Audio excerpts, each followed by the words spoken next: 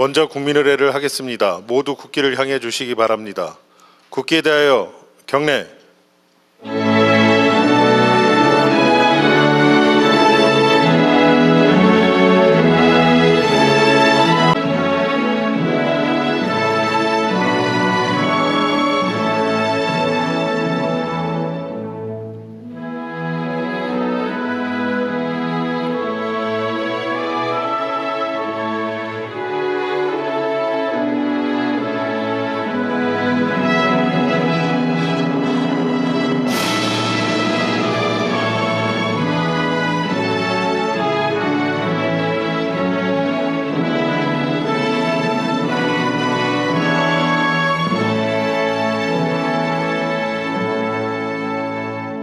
바로 모두 자리에 앉아 주시기 바랍니다. 제3회 국무회의입니다. 대통령께서 개회선언과 함께 모두 말씀을 하시겠습니다. 네, 제3회 국무회의를 시작하겠습니다.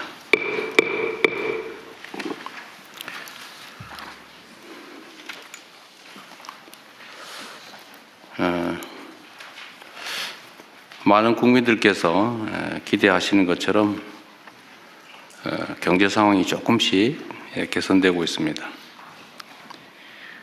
코스피, 코스닥을 포함해서 자본시장도 또 주식시장도 정상화의 길을 제대로 가고 있는 것 같습니다. 오랜 시간 홀대받던 우리 자본시장이 미래 혁신 산업 성장 그리고 건전한 국민자산 증식을 위한 든든한 토대로 거듭나고 있습니다. 자본시장 정상화를 발목을 잡는 여러 가지 불합리한 제도들도 계속해서 신속하게 개선해 나감으로써 생산적 금융으로의 전환을 한층 가속화해야 되겠습니다. 이 주식시장의 이 흐름이 경제 체질의 구조적 변화로 이어지려면 국민의 삶과 직결된 실물 경제의 안정적인 성장도 뒷받침되어야 되겠습니다. 이는 성장의 기회와 과실이 국민 경제 전반으로 널리 확산되고 특히 중소기업과 벤처, 스타트업 등이 혁신과 도전을 선도하는 새로운 핵심적인 경제 주체로 거듭나야 가능한 일입니다. 정부는 대중소기업 상생 성장 기반 강화, 또 벤처 스타트업 창업 활성화, 제도전 친화형 생태계 구축에 정책적인 역량을 집중해 주시기 바랍니다. 거기에 더해서 우리 사회의 가장 심각한 문제라고 할 수 있는 국토 균형 발전도 지속적으로 추진해 나가야 되겠습니다. 국민 모두의 성장으로 향하는 길은 일부 대기업과 또 특정 지역, 특정 부문만이 아니라 모든 경제 주체가 함께할 때 보다 넓고 단단해질 수 있다는 점을 생각해 주시기 바랍니다. 요즘 부동산 문제가 논란이 되고 있습니다. 경제 구조의 대전환을 통한 모두의 성장을 제대로 실현하기 위해서는 부동산에 비정상적으로 집중된 우리 사회의 자원 배분 왜곡을 반드시 바로잡아야 합니다. 비생산적인 부동산의 과도한 팽창은 필연적으로 건품을 키우게 됩니다. 그리고 성장 잠재력을 훼손할 뿐만 아니라 자칫 국민경제 전반에 심대한 타격을 더할 수 있습니다. 이는 나아가 사회 구성원 간의 신뢰마저 손상해서 우리 공동체의 안정까지 뒤흔들게 될 것입니다. 부동산 거품을 제대로 통제하지 못해서 잃어버린 20년 또는 잃어버린 30년을 경험하며 큰 혼란을 겪은 가까운 이웃 나라의 뼈아픈 사례를 반드시 반면교사 삼아야 되겠습니다. 이런 어려움을 피하려면 굳은 의지를 바탕으로 실효적인 정책을 지속적으로 안정적으로 추진해 나가야 합니다. 당장 눈앞에 고통과 저항이 두려워서 불공정과 비정상을 절대로 방치해서는 안 됩니다. 시장이 원하는 적극적인 대책도 동시에 추진해 나가야 되겠습니다. 정책 성공의 출발점은 어떤 정책이 어떤 방식으로 시행되고 있는지를 국민들께 제대로 적시에 알리는 것입니다. 아무리 좋은 정책 사업도 국민이 해당 내용을 잘 모르시고 계시거나 제대로 이해하지 못하면 50점짜리에 불과하다라고 할 수밖에 없습니다. 지난해 부처별 정책 소통 평가를 해봤더니 대상 기관 47곳 가운데 노동부, 중기부, 경찰청, 기상청을 포함해서 12곳이 우수기관으로 선정됐습니다. 매우 잘하셨고 수고 많으셨습니다.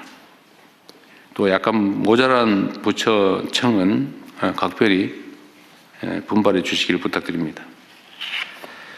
국정의 성패는 국민의 이해 그리고 참여에 달려 있습니다. 정책의 소통과 홍보에 보다 많은 노력을 기울여 주시기 바랍니다. 그리고 정책에 대한 신뢰 확보가 매우 중요합니다. 정책에 대한 신뢰는 뭐 정책 내용도 매우 안정적이고 좋아야 되겠지만 쉽게 바꿔서는 안 됩니다. 힘들더라도 정책 방향을 정하면 잔파도에 휩쓸리지 말고 또 일희일비하지 말고 굳굳하게 정책의 안정성을 확보해야 합니다. 그리고 특히 부당한 이익을 추구하는 잘못된 기대를 반드시 제어해야 합니다.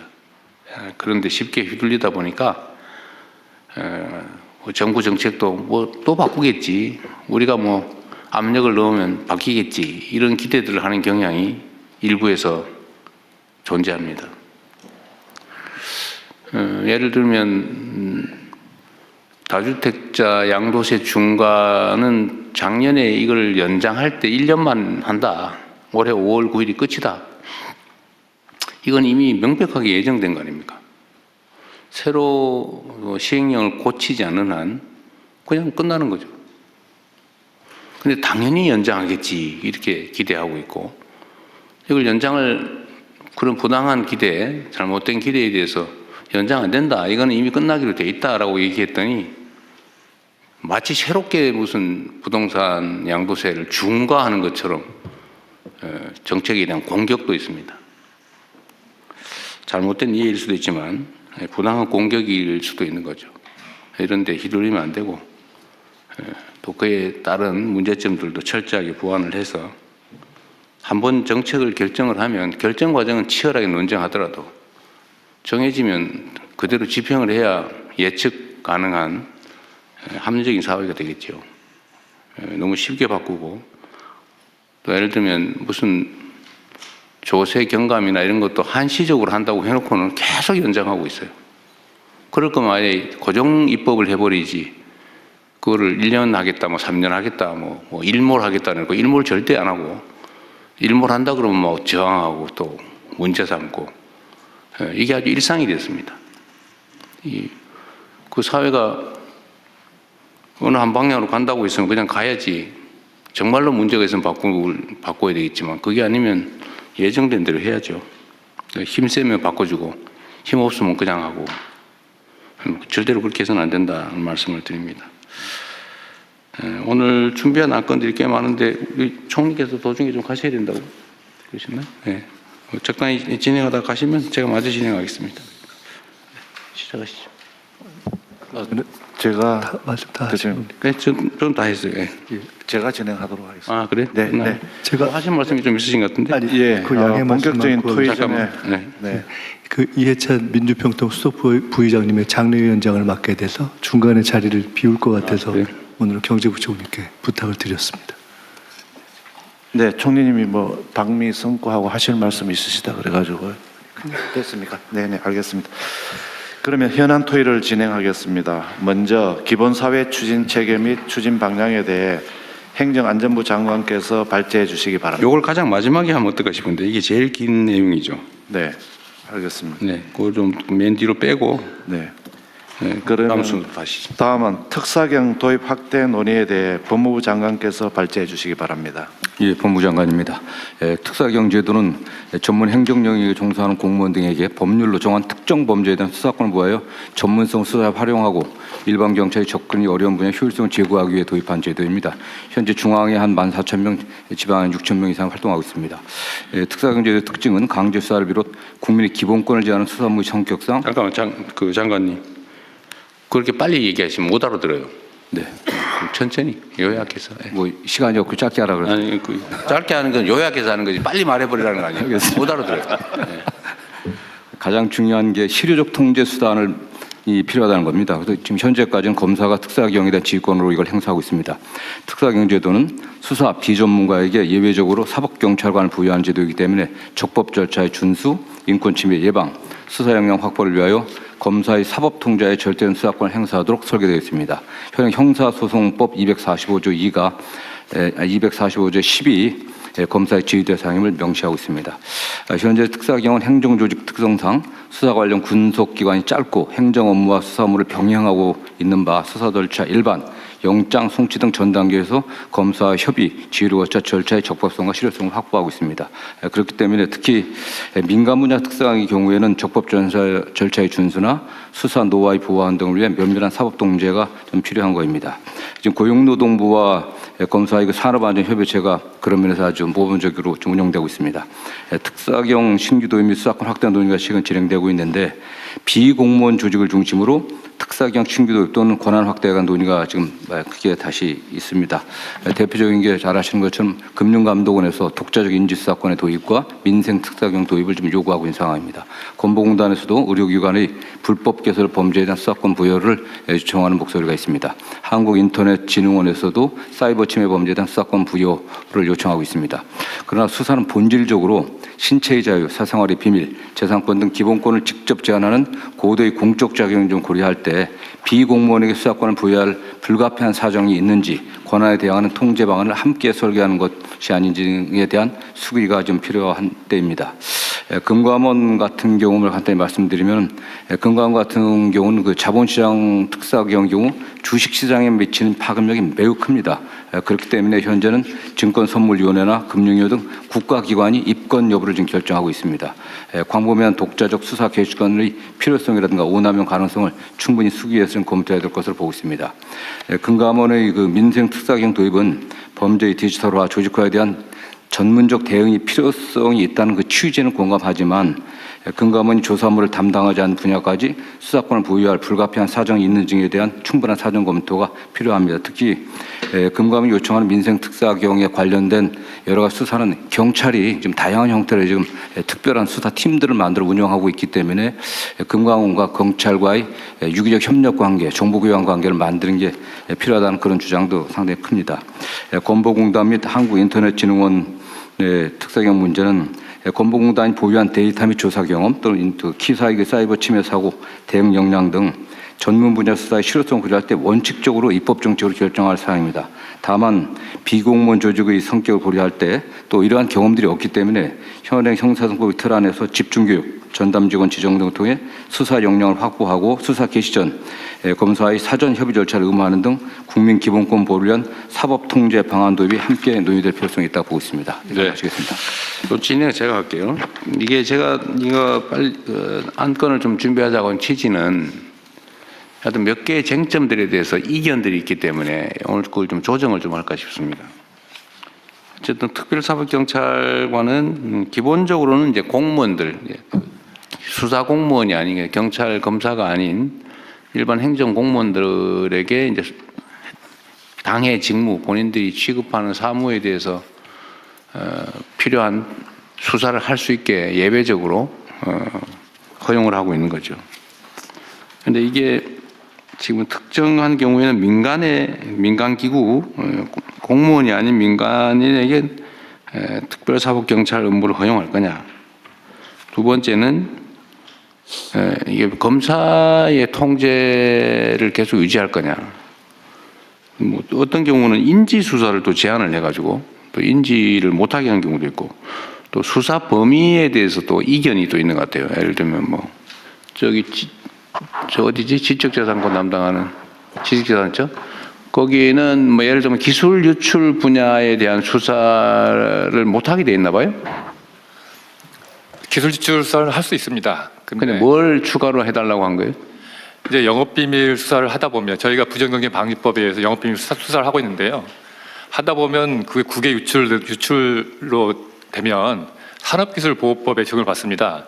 근데 현재는 저희가 부정경제 방지법만 국한이 되어 있기 때문에 그 경우에는 이제 추가적인 수사가 필요한 상황입니다. 그래서 산업기술보호법 위반에 대한 수사권도 연관된 부분이니까 허용을 좀 하다 보면 불가피하게 연관되는데 그 산업기술보호법은 산업부 소관입니다. 산업부 소관이니까. 네, 그러다 보니까 이제 부처 간에 약간 산업부 그러면 어디 산업부는 어디 있어요? 예. 산업부는 그러면 산업기술보호법 위반 부분에 대한 특사경이 있어요? 없습니다. 없어요. 그럼 결국 못 하는 거네. 네, 그래서 근데 그거는 어쨌든 지식재산권은 특허 뭐 이런 것만 취급을 하니까 일반 영업비밀 보호는 원래는 대상이 아닐 수도 있겠네. 아닙니다. 그런데 지금은 영업비밀 보호 침해도 지금 조사 대상 권한으로 돼 있다 이거예요? 기본적으로 지식재산처가 특허와 영업비밀 전반을 원래 수사하고 있습니다. 영업비밀까지? 포함되고 있습니다. 부정경쟁 방지법 따로 있습니다. 근데 산업기술보호법 위반을 빼는 거는 좀 이상하긴 하네요. 네, 그래서 이제 굳이 본질적으로 그럴 필요 없잖아요, 그죠? 본질적으로 연결되어 있는데 네, 어쨌든 그런 문제를 좀 논의를 하자는 겁니다. 그럼 하나씩 해볼게요. 그러니까 다른 부처들도 특사경이 필요하다고 판단되는 부분이 있으면 얘기를 좀 해보기로 해요, 오늘. 우선은 지금 수사 기소 분리 논란이 있는데 지금 특사경에 대해서 지휘권을 검사에게 이 특사경은 남겨놔야 되는 거 아니냐라고 하는 주장도 있고 이걸 왜 예외로 하냐. 각 특사경에 대한 지휘권은 관련 기관장이나 아니면 관련 부처청에다가 맡기면 되지 않냐. 공무원 조직의 책임자에게. 요 논란이 있는 거예요. 그죠? 그런데 뭐 법무부는 어쨌든 이거는 비전문가들이 수사를 하는 거니까 네네. 검찰의 통제를 받아야 된다고 하는데 저는 좀 생각이 죄송하긴 한데 수사경찰관, 경찰도 어차피 그런 식의 시각이면 비전문가이긴 마찬가지인데 예를 들면 일반 모든 형사법 위반에 대해서 수사를 하는 경찰이 수사를 맡은 경찰일 뿐이지 그 수사 전문가라고 할 수는 없잖아. 그죠? 네네. 뭐 교통경찰 하다가 수사도 하고 막 그러니까. 그런데 예를 들면 지금 다른 부처의 예를 들면 지식재산처도 그렇고 뭐 여러 군데 있는데 환경 관련된 지방 정부들도 있고 그 사람들도 어차피 권한이 부여되면 그 부분을 어쨌든 숙지를 해가지고 교육을 받든지 숙지를 해서 수사를 하게 되면 경찰과 다를 바가 없잖아요. 근데 왜 구조적으로 그건 검사의 지휘를 받아야 되는 거죠? 그러니까 그 행정기관의 행정작용하고 수사는 사법작용입니다. 수사라고 하는 사법작용은 궁극적으로 목적이 기소해서 처벌하는 겁니다. 그런 행정청의 행정작용, 조사작용, 조사는 좀 내용이 그 목적이 다르기 때문에 최종적으로 기소를 목적으로 하려고 하면 조사 단계에서부터 수사를 한다고 하면은 증거를 적법하게 수집해갖고 그 적법한 증거 능력을 갖춘 증거를 갖고 기소를 해야 되지 않겠습니까? 그렇기 때문에 최초 단계부터 법률 전문가의 어떤 지휘를 받지 않게 되면 또는 조언을 받지 않게 되면은 증거 수집 단계부터 문제가 되고요. 또 법률 구성에서 굉장히 어려운 점들이 많습니다. 대개 뭐 자본시장 범죄라든가 또는 뭐 중대재해처벌법 같은 경우로 법률적 구성이 굉장히 어려운 것들이 많기 때문에 그거는 뭐 해당 그 사경에서도 요청하고 있는 게 현실입니다. 그러니까 일반 사법경찰하고 검사의 관계에서도 똑같은 문제가 발생하는데 검사라고 해서 뭐 자본시장 전문가는 아닌 거고 네네. 그걸 전문적으로 연구를 하면 이제 전문가가 되는 건데 그 사법경찰을 하고 검사 관계하고 예를 들면 지식재산처의 영업비밀이나 특허 뭐 이런 거를 조사하는 특별사법경찰하고 검사하고 관계가 왜 다르죠? 일반 사법경찰관들은 기본적으로 수사를 하고 있는 게 일상적으로 수사를 하고 있는 거 아니겠습니까? 여기도 마찬가지잖아요. 일상적으로 저기 그 해당되는 부분을 그런 대개는 25명이 그게 다른 행정적인 업무와 같이 병행되고 있습니다. 그 과정에서 어떤 범죄의 단서를 잡는 거 아니 저기 그것만 전담하고 전담하는 많지 않습니다. 특별사법경찰이 지정이 되면 그것만 해요. 네, 전담하고 있습니다. 네. 네, 수사만 전담하고 원래 전담해요. 지방정부도 마찬가지. 환경 담당 특별사법경찰 그러면 그것만 해요. 근데 수사관들이요, 경찰이나 검찰의 수사관들은 계속 수사만 하지만 특별사법경찰관들이 그 직위에서 왔다 갔다 진급하고 올라가는 게 아니고요, 일정 기간 근무하다가 딴 데로 갑니다. 대개는요. 뭐 그러긴 한데 경찰도 굳이 따지면 교통경찰하다가 경비경찰하다가 정보경찰하다가 왔다 갔다 해요. 물론 잘 안 하죠. 전문성을 보장해 주려고. 근데 그건 논리적인 얘기는 아닌데 현실이 그렇다는 것 근데 보니까 근속 연한이 짧다는 것은 굉장히 그 수사 능력의 그 제한을 정도 주는 그런 차이가 있다. 네. 어쨌든 이거는 지금 검경 수사권 분리와 관계에 대해서 꽤 복잡한 논쟁거리여서 예. 그냥 이 정도 하고 요 수사 특사경에 대한 지휘 권한을 검찰에 줄 건지 검찰은 통제는 하니까 뭐 영장 청구하면 영장에 대해서 만약에 인지 수사에 대해서 통제가 필요하면 뭐 보고 정도는 할 수 있겠죠. 근데 예를 들면 금감원 같은 경우는 인지 수사를 못하게 해놨다면서요. 그건 더 문제죠. 금감원은 금융위? 네, 금융위입니다. 금융위에서 이 상황을 파악했는지 모르겠는데 뭐 금감원하고 관계가 조금 뭐 미묘하긴 합니다만 네. 어쨌든 거기 감독기관, 네, 맞습니다. 감독기관인가 상위기관인가? 네, 지도 감독 상위기관입니다. 감독기관인 거죠? 네, 네, 맞습니다. 네. 그런데 지금 금감원의 고유 사무에 관해서 형사처벌법 조항 위반이면 수사를 하죠. 지정된 특별사법경찰관이 있죠. 있습니다. 있는데 네. 인지를 못하게 해놨다고 그러더라고요. 네. 그런데 그럼 인지를 못하게 하면은 어떻게 합니까? 그럼 검찰에 보고해가지고 검찰이 인지해라 그러면 하는 거예요? 아니면 검찰이 지금, 인지하면 예, 지금도 인지를 하면 조사가 들어갑니다. 그래서 그 조사를 한 뭐 후에 어디 인지를 못하게 돼 있다던데 승인을 받아라 그랬던가? 네, 이거 약간 다른 차원. 인진을 해서 조사를 하는데 그걸 이제 증선위에 올려서 거기서 검찰로 보내면 그 검찰에서 다시 지휘를 받아서 내려오는. 그 인지의 승인을 받아야 된다고? 네네, 그런 절차 흐름이고요. 아예 그건 말고 그냥 인지를 해갖고 조사해서 바로 수사로 갈 수 있게 거치지 근데 않고. 왜 인지를 못하게 했어요? 그거는 이제 아까 말씀하신 대로 금감원은 이제 민간인 조직이니까 15년 8월에 이 제도가 도입되면서 국회에서 논의를 하면서 여러 가지 우려가 있었습니다. 이 특사경이라는 제도를 이제 처음으로 민간한테 주는데 그럴 때 이제 공권력의 남용이라든지 국민 법감정 이런 걸 생각해서 이걸 어떻게 설계해야 될 거냐. 그러면서 조금 그런 측면에서 요 인지수사권 자체로 하는 거 그거는 살짝 조정을 해놓은 그런 상황입니다. 이게 지금 특별사법경찰 도입 취지는 검사나 경찰이 이 수사를 다 감당도 못할 뿐만 아니라 그 해당 분야는 특수한 전문성이 있는 분야라서 그 업무를 담당하는 공직자 또는 어쨌든 민간 기구에게 조사나 행정을 하는 과정에서 필요하면 그 법 절차를 지키게 하기 위해서 신속하게 전문적으로 하기 위한 제도잖아, 그죠? 예, 그렇습니다. 네. 그런데 그걸 왜 예를 들면 우리 사회에 우리가 형벌 조항을 최대한 이제 없애는 작업을 곧 할 거잖아요. 그 부당한 형벌 조항을 최대한 없애고 정말로 형사처벌을 가해야 될 주요한 조항들을 위반한 범죄 행위가 있다면, 범법 행위가 있다면 그거는 공무원뿐만 아니라 일반 시민들도 사실은 현행범 체포할 수 있는 거잖아요, 이론적으로. 그죠? 예, 현행범 체포할 수 있습니다. 현행범이면 일하면. 네. 그런데 그 업무를 담당하고 있는 행정기관 공무원 또는 그 승인받은 금감원 같은 전문적 단체, 공무를 위임받은 단체니까 사실은 준 공무기관이죠. 그런 데서 법이 위반된 거를 조사를 해서 불법을 교정하는 거를 굳이 검사만이 승인할 수 있다. 그거 이상하지 않습니까?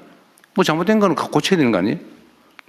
지금은 어쨌든 민간인이기 때문에 공무원이 아니기 때문에 민간에게 그 수사권이라고 그런 것은 궁극적으로 강제 수사를 동반할 수밖에 없고 네. 그다음에 금관원 같은 경우는 영장 없이 또 수사할 수 있습니다. 계좌 추적도 할 수 있기 때문에 그런 많은 권한이 있는데 그 수사권을 좀 신중하게 행사해야 되고 특히 금감원이만 수사를 시작한다고 했을 때 그 외부에 알려지게 됐을 때 일반 자본시장에 끼치는 영향이 매우 큽니다. 그렇기 때문에 좀 더 신중하게 하는 그런 취지들이 있습니다.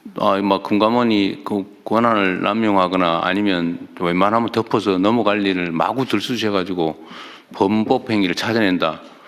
그럴 거면 불안해질 수 있다. 그런 비슷한 취지 같은데. 그렇기 때문에 증권선물위원회 의결과 그 선물위원장의 그 아니 법을 뭐 누구든 다 지켜야지 그거를 적당히 덮어놨다가 그 지금도 그 패스트트랙 제도가 있습니다.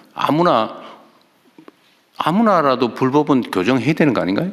근데 민간이 나서 갖고서 직접적인 어쨌든 그 통제는 수는 없는 적절히 하겠죠. 예를 들면 뭐 그 강제 수사는 당연히 검사만 할 수 있고 승인해야 되니까 검사가 영장 청구를 해줘야 되니까 뭐 신청한다고 되는 건 아니잖아요, 그죠? 강제 수사의 강제력 행사에 대해서는 어차피 이제 통제 시스템이 계속 유지될 거고. 그래서 건강보험공단 어디 계세요? 건강보험공단은 네, 복지부 소관이죠. 지금 건강보험공단도 이게 사무장 병원이니 이거 저 보험 사기치고 예를 들면 뭐 부당하게 뭐 범법 행위에 범죄에 해당되는 저기 부당 행위를 하는 경우들에 대해서 수사를 해서 교정을 하려니까 일단 인력도 없고 경찰에 맡기면 잘 대주지도 않고 바쁘다 그러고. 현재 수사 대상이 불법으로 개설한 사무장 병원, 면허 대여 약국이 대상이고요. 두 가지만. 네, 불법 개설에 대해서만 뭐 사기나 이런 건 안 하고. 예를 청구에 들면 대한 건 별도로 행정조사로. 치료도 안 해놓고 치료한 척하고 이런 거는 못 하고. 그거는 행정조사로 부당 청구에 대한 건 별도의 트랙으로 관리하고 그건 있고. 수사는 안 하고. 네네, 그건 수사의 범위는 아닙니다. 그건 일종의 사기 행위니까 그죠? 네, 불법 개설 기관에 대한 수사로 되어 있습니다. 두 가지만. 네. 뭐 예를 들면 이런 거에 대해서 지금 수사권을 특별사법경찰권 인정할 거냐 말 거냐 제가 저번에 업무 보고 받을 때 이건 해주자고 했는데 이것도 지금 일종의 민간기구니까 특별사법경찰권을 주면 안 된다. 뭐 법무부에서 반대하고 있지는 않습니다. 뭐 정책적인 결정 문제이기 때문에요. 다만 이제 수사 역량이라든가 특히 증거 수집의 방법들을 지금 아신 바와 같이 됐다고 교육 열심히 그런 시키면 것만 되지 않을까요? 집중적으로 교육 보완된다고 하면은 충분히 필요하다고 보고 있습니다. 교육은 당연히 시켜야 되고 그러면 건보공단에 특별사법경찰을 지정하는 건 별 문제가 없어 보이고 그러면 네, 현재는 그 두 가지에 한정한다고 하니까 네, 두 가지의 한정. 저는 그 보험료를 서류 조작해가지고 가짜로 청구하고 이런 물론 사기 행위에 해당되는데 그죠? 네네. 그 처벌 조항이 별도로 없으니까 네. 사실 그런 것도 건보공단에 조사권이 있어야 될 것 같은데 부당 청구에 대해서는 당연히 건보공단이 행정조사를 하고 행정조사로 적정한 수사는 처분을 못 하잖아요. 하고 있고요. 현재 강제로 조사를 못 한다 그 말이에요. 네, 일정한 네. 정해진 거 외에는. 어쨌든 그건 좀 나중에 하더라도 일단 급한 게 그 두 가지 정도다. 네, 그렇습니다. 그 불법 개설 기관들이 굉장히 부당 청구를 많이 해서 국민들 건강에도 악영향을 그렇죠. 미치고 또 부당 청구한 부분들도 보험 재정을 갉아먹잖아요. 징수를 해야 되기 때문에요. 예, 그런 면에서는 필요하다. 그럼 건보공단에 인정해 주는 거는 그러면 저번에 지시한 내용도 있고 하니까 하고 인터넷 진흥원 이거 지금 인터넷 진흥원 소관이 어디예요? 네, 곽기정 동무입니다. 아 그래요? 거기는 한번 얘기를 해보십시오. 이게 뭐지? 그러니까 그 실제 그 사이버 침해가 발생되면은 이제 사고 발생 기업이 저희가 이제 인터넷진흥원에서 이제 조사를 하는데 사고 발생 기업이 조사를 거부하면은 추가 조사가 불가능합니다. 근데 사이버 범죄 특성상 현장에서 증거를 좀 빠르게 신속하게 확보하는 것이 중요합니다. 그런 부분에 있어서 저희가 그 특사경 통해서 네. 이런 어떤 그 데이터 같은 것들을 좀 저희가 좀 요청했을 때 즉각 대응할 수 있도록 하는. 좌우지간 공무원 정식 공무원이 아닌 어떤 기구의 특별사법경찰관 인정하는 문제 논쟁은 세 군데네요. 금감원, 네, 그렇습니다. 그다음에 키사, 그다음에 건강보험공단. 건보공단. 어쨌든 이 세 군데는 필요하다는 건 뭐 인정을 네, 되게 필요성이 인정되고 있습니다. 하기로 하고 그러면 권한에 관한 논의를 한번 해보죠. 권한을 어느 정도까지 할 거냐. 어떤 법률 위반에 대한 조사를 할지는 특사경법에다가 다 법으로 정하죠. 예, 그렇습니다. 정해서 그건 뭐 법대로 하면 될 테고, 인지 수사권을 통제하느냐. 일단 금융위는 법으로는 원래는 특사경법상으로 특사경으로 지명이 되면 특사경 스스로 인지 권한이 원래는 있죠, 원칙적으로. 네, 그렇습니다. 있는데 금융위 특사경 인지 사건 아니 금감원이죠. 금융위도 특사경이 있어요? 네, 있습니다. 금감원도 있고. 네, 금감원도 있고. 금융위는 뭐 공무원 조직이니까. 네네. 그것도 인지에 대해서 검찰 승인을 받게 돼 있어요? 네, 인지에 대해서 있는데 인지 수사권이 있는데요. 이것도 말씀하신 이제 공적 통제를 그럼에도 불구하고 행정 공무원이지만 그래서 수사심의위원회라는 걸 거쳐서 아니 그 내부 절차고. 네네. 외부 그러니까 검사의 승인을 받느냐 안 받느냐 내부적으로 통제는 당연히 해야 되겠죠. 예를 들면 근데 이제 함부로 막 하면 안 되니까. 아까 말씀드린 증선이 긴급 조치라든지 고발 통보 사건 이건 검사에서 지휘를 해서 내려옵니다. 그래서 그건 받아야 되고요. 그건 검사가 시키는 거고. 네네. 그러니까 증선위에서 이거 수사해보자라고 하면 검사한테 시켜서 검사가 사실상 지시하는 것 같고요. 그거는 네. 그거 말고 네. 금감원 또는 금융위의 특별사법경찰관 지정된 사람들이 뭐 내부의 절차를 거쳐서 당연히 그건 내부 절차는 검찰의 승인 없이 인지해서 수사 개시를 할 수 있냐 말이에요. 그것도 지금 안 되는 거죠. 그건 아까 말씀드린 금융위 특사경 인지 사건은 되고 수사심의위원회 내부 절차를 거치면 가능합니다. 검사 승인 없이? 네네. 그래서 이번에 금감원도 결국 금감원은 또 달라요? 네, 금감원도 이런 방식으로 외적 통제 장치를 수사심의위원회를 둬서 그렇게 해서 수사심의위원회 내부 기구 아닙니까? 그래도 내부 기구여도 그게 이제 제가 말하는 거는 내부 기구야 내부 통제는 그 기관 내에서 알아서 할 일이고 네네. 외부 통제를 얘기하는 거예요. 검사 승인을 안 받으면 인지가 안 되는 경우가 있냐 그 말이에요. 지금 이거는 금감원은 그렇다고 하던데 검사의 승인이 없으면 인지를 못 한다고 그게 아닌가 보죠? 금감원은 인지 인지 수사권이 부여가 안 돼 있습니다. 그러면은 건보공단이나 인터넷진흥원도 검사 승인을 받아야 인지할 수 있게 해야 된다고 생각하십니까? 그렇지 않습니다. 그렇지 않죠? 예, 그렇지 않습니다. 그럼 일률적으로 똑같이 하죠, 뭐.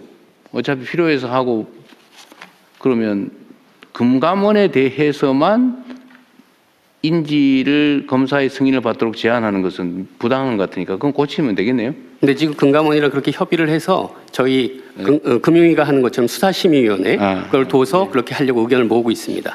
자, 그러면 검사의 승인을 받는다. 이거 인지 어쨌든 특별사법경찰관도 사법경찰관인 건 똑같은데 특수한 경우에는 인지에 대해서만 검사의 승인을 받으라. 이거 아닌 것 같아요. 그러면 이거는 사전 보고하는 겁니다. 법률적으로 한 것도 아니고 지휘를 받는 금감이 금융위에서 내부적으로 만든 규정 같아요. 그죠?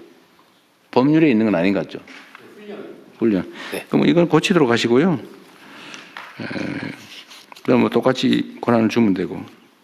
자, 수사 대상에 관해서는 그러니까 특사경들이 이제 각 부처청이 있을 텐데 수사의 대상이 되는 범죄 행위에 대해서 지금 문제되는 데는 지식재산처밖에 없어요? 아니면 다른 데도 있어요?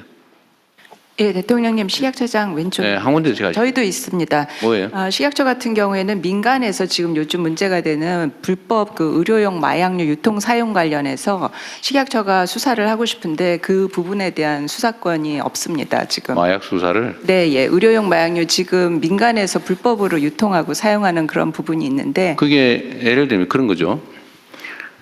어떤 행위가 일반 형법 위반이면 그건 사법경찰관과 검사가 하는 게 맞고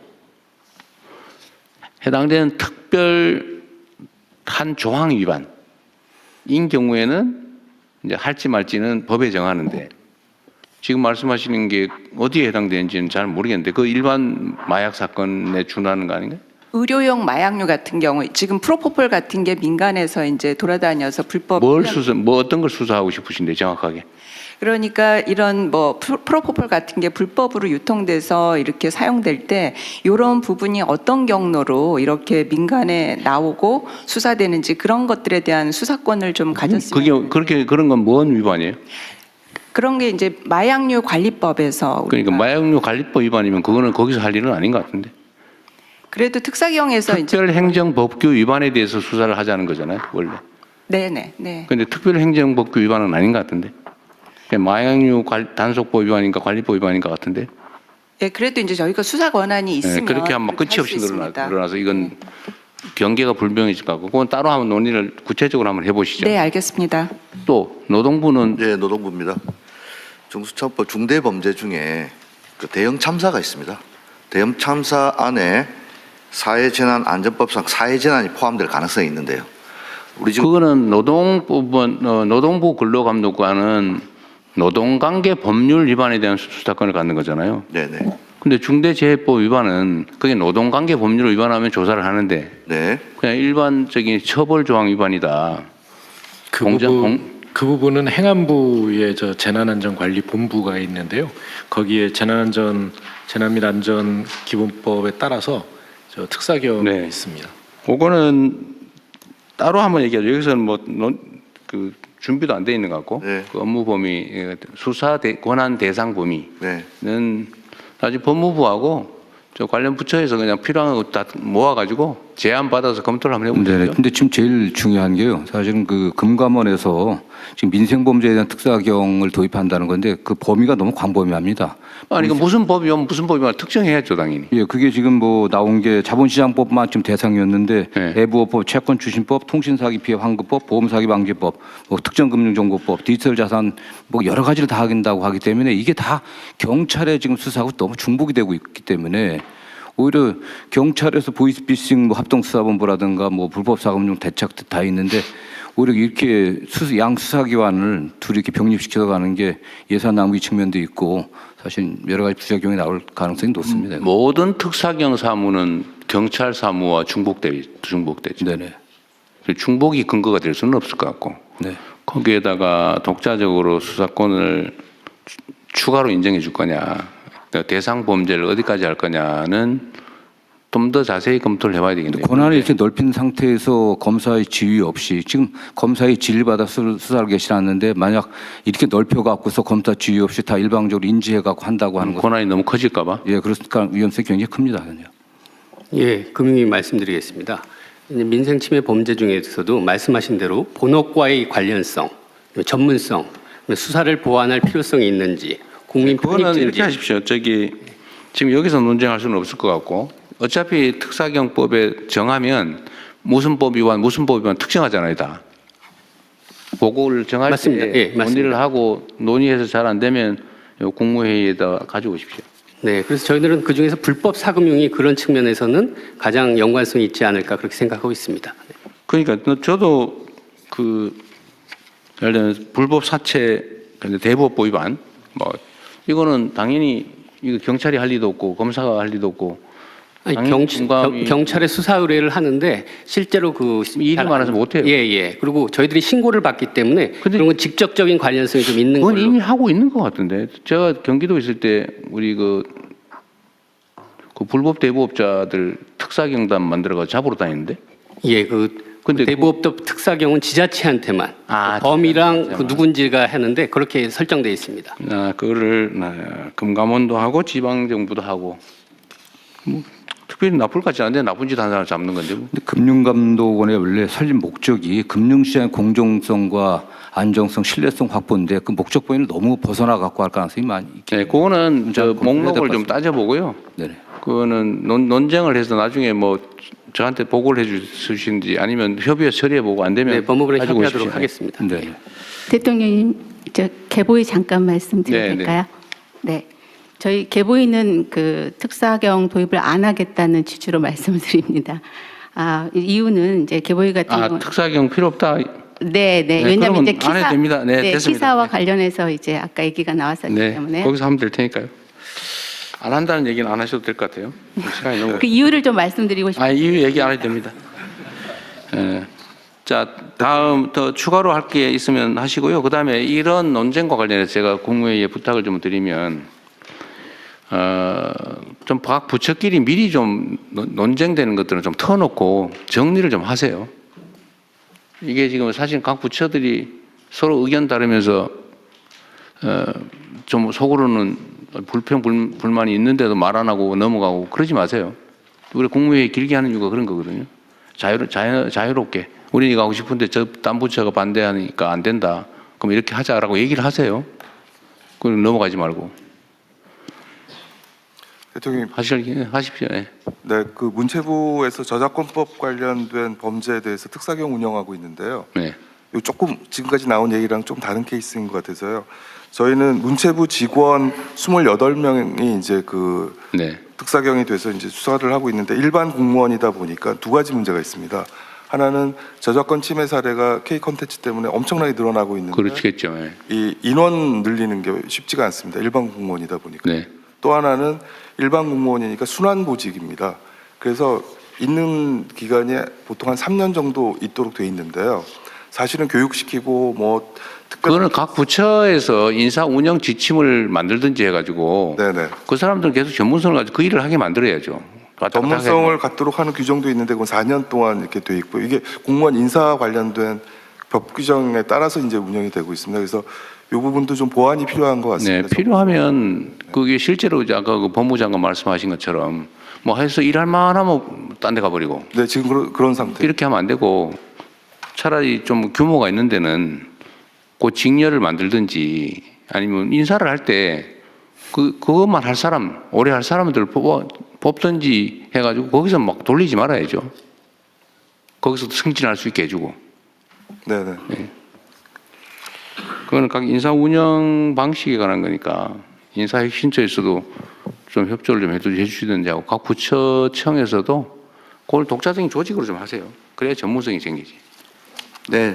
그보다 필요한 인력이 숫자가 있으면 이거 자꾸간 우리 사회는 불법이 너무 많아요. 그리고 이 규칙 어기고 돈 벌고 이익 보고 이게 너무 횡행해가지고 그 착한 사람 손해보는 사회인데 이렇게 되면 안 되거든요. 그래서 저는 우리가 법률을 정했으면 그 어기는 것은 좀 비용이 들고 시간이 들고 인력이 좀 추가 필요하더라도 전 대대적으로 단속해야 된다고 생각합니다. 그러니까 그 지금 특사경 숫자를 많이 늘리고 있잖아요.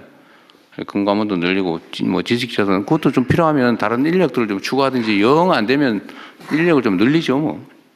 네, 알겠습니다. 행안부 인사혁신처랑 협의하겠습니다. 네, 그리고 그거를 필요하면요 영구적으로 늘린 것도 문제거든요.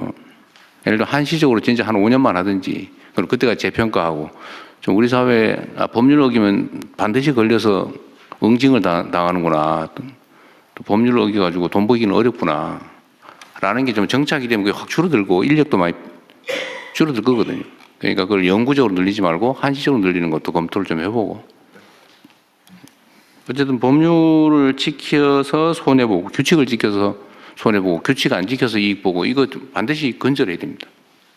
각 부처에서도 좀 신경 좀 써주세요. 네, 다음 진행하시죠. 예, 다음은 세금 체납 및 국세외 수입 관리 방안에 대해 국세청장, 행안부 장관 순서대로 발제해 주시기 바랍니다. 이것도 시간이 너무 많이 걸릴 것 같으니까요. 그냥 핵심 쟁점만 정리를 해가지고 정리를 좀 합시다. 이게 일단은 전에 이게 체납관리단 일단 국세 분야에 대해서는 체납관리단을 좀 만들어서 이게 뭐 얼마 물려 있더라도 230조라 그랬어요? 국세청장 오셨어요? 예, 여기 있습니다. 얼마라 그랬어요, 이게? 체납자는 130만 명이고 누계 체납액은 110조 원입니다. 110조 원. 네. 어쨌든 이거를 그냥 사실상 방치하거나 특정한 데 몇 군데만 찍어서 관리하고 나머지는 다 사실상 방치해 왔잖아요. 그렇습니다. 주로 현장을 가지 않고 그 사무실에서 서류로 그냥 데이터 독촉장 한번 보내고 그냥 예. 통상적 관리하고 장부만 계속 쌓여가는 거 아닙니까? 네, 그래서 어쨌든 이거를 정리를 반드시 해야 되는데 예. 이유는 어쨌든 일자리도 만드는 게 효과가 있고 조세 정의도 실현하고 네. 그리고 개별적으로 다 추적을 해보면 이거 아주 체납하는 사람이 계속 체납하거든요, 반복적으로. 예, 고액 상습 체납자가 네, 상습적으로. 왜냐하면 추적을 안 하니까. 예. 이런 사람들이 덕보기 하면 안 된다. 예. 반드시 전수조사를 해가지고 예. 세금 떼먹고 못 산다. 예. 그다음에 능력이 없으면 바로 좀 정리해주고. 예. 근데 이거를 하려면 인력이 필요한데 네. 그거 하면 세금이 많이 들어온단 말이에요. 예. 약간 손해봐도 괜찮다. 네. 대체적으로 이익을 보니까 예. 인원수를 대대적으로 늘리자고 한 거예요. 예. 그래서 뭐 추경 등 추가 예산 지원이 되면은 네, 좀 늘리시고 10,000명 수준으로 좀 늘리려고 합니다. 이번에 모집을 했는데 500명 모집에 8,300명 이상 17대 1의 하시고요. 아니 이게 예산처 그때 기재부죠. 기재부에서는 어쨌든 예산을 아껴야 되니까 인력 규모도 줄이고 또 최저임금 주는 걸로 뭐 이런 식으로 했던 모양인데 네. 그 저기 아직 예산처는 누가 왔어요? 차관 와 있습니다. 그렇습니다. 네네.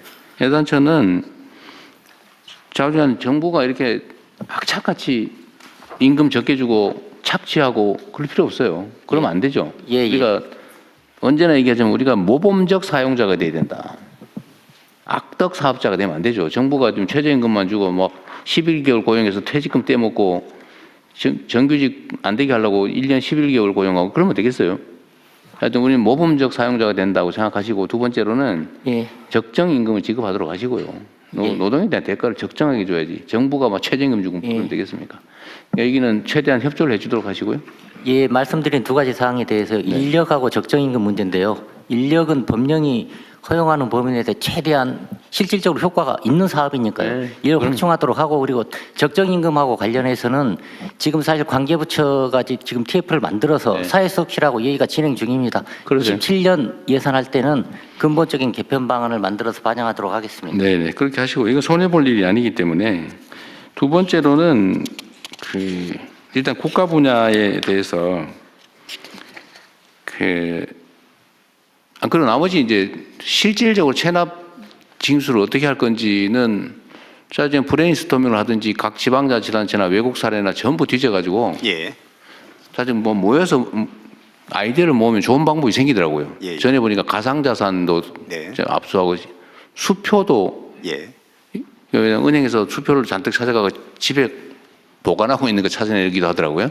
어쨌든 할 수 있는 최대한 방법을 찾아내고 저번에 보니까 해외 출국 금지 조치할 수 있게 되는데 일정한 경우 그거 했더니 수십억 냈다면서요. 규제 수단입니다. 근데 그거 왜 안 하냐고 이때까지.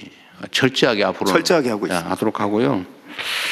그다음에 지금 세외 수입은 더 관리가 안 되고 있는데 체납된 국세외 수입. 어쨌든 이건 법률 입법이 좀 필요하다는 거잖아요. 그렇습니다. 국세청은 국세만 징수할 수 있기 때문에 입법을 최대한 빨리 서두르고 그다음에 체납 관리를 징수는 국세청에 법률상 권한이 있어야 되는데 조사를 하고 권고를 하고 기회를 주는 거는 강제 처분이 아니라서 지금 굳이 법률 없는 상태에서 할 수 있잖아요. 필요하면 각 부처 명의로 인력을 뽑아가지고 합동 관리를 해요. 그 각 세외 수입에 대해서 관할 부처청이 있을 거 아닙니까? 그럼 거기서 그 뽑아가지고 관리는 한꺼번에 하고 있다가 법률이 개정되면 아예 넘겨받으시라고요. 지금 각 부처청이 지금 못하고 있으니까. 명의는 그쪽으로 하고 실제 지휘는 국세청이 할 수도 있잖아요. 대통령님, 그 근거 규정만 마련해 주면은요, 저희가 가지고 있는 인별 재산 소득 자료 지금 각 부처는 그걸 활용을 못 하고 있는데 저희는 할 수가 있습니다. 근거 조항이 꼭 입법이라 해야 됩니까? 아니면 뭐 시행령이나 뭐 또 이런 거 됩니까? 체납에 대해서 위탁 징수를 저희가 하려면은 국가채권관리법 개정이 필요하고요. 그다음에 아까 말했듯이 압류라든지 추심을 할 수 있는 강제, 지금 국세에 이용되고 있는 강제 징수 절차를 활용을 하려면 통합징수법이 필요합니다. 사실 이것만 있으면은 저희가 노하우가 있기 때문에 기존 부처에 그 경력자가 필요 없고 신규 직원만으로도 그건 충분히 이해하겠어요. 문제는 지금 국회의 입법 속도가 너무 느려가지고. 지금 우리가 8개월 다 돼가는데 소위 정부의 기본적인 정책 방침에 대한 입법조차도 20%밖에 안 된다는 거 아닙니까? 지금 국회가 너무 느려서 지금 일을 할 수가 없는 상태잖아요. 그렇다고 그거 계속 기다릴 수는 없으니까 그건 최대한 빨리 추진하고 그 전이라도 각 부처 명의로 뽑아서 각 부처에서 파견을 하든지 합동 관리를 해주면 되지 않냐 그 말이에요. 좀 귀찮겠지만. 그거보다는 국가채권관리법을 개정을 해서 참 말을 무슨 빠를 것 같습니다. 그거 될 때까지 그 사이에 지금 얘기하잖아요. 논의를 법은 최대한 빨리 하고 국회가 지금 너무 느려서 저 어느 세월이 될지 모른단 말이에요. 그때까지 기다리실 거냐 그 말이지 내 말은.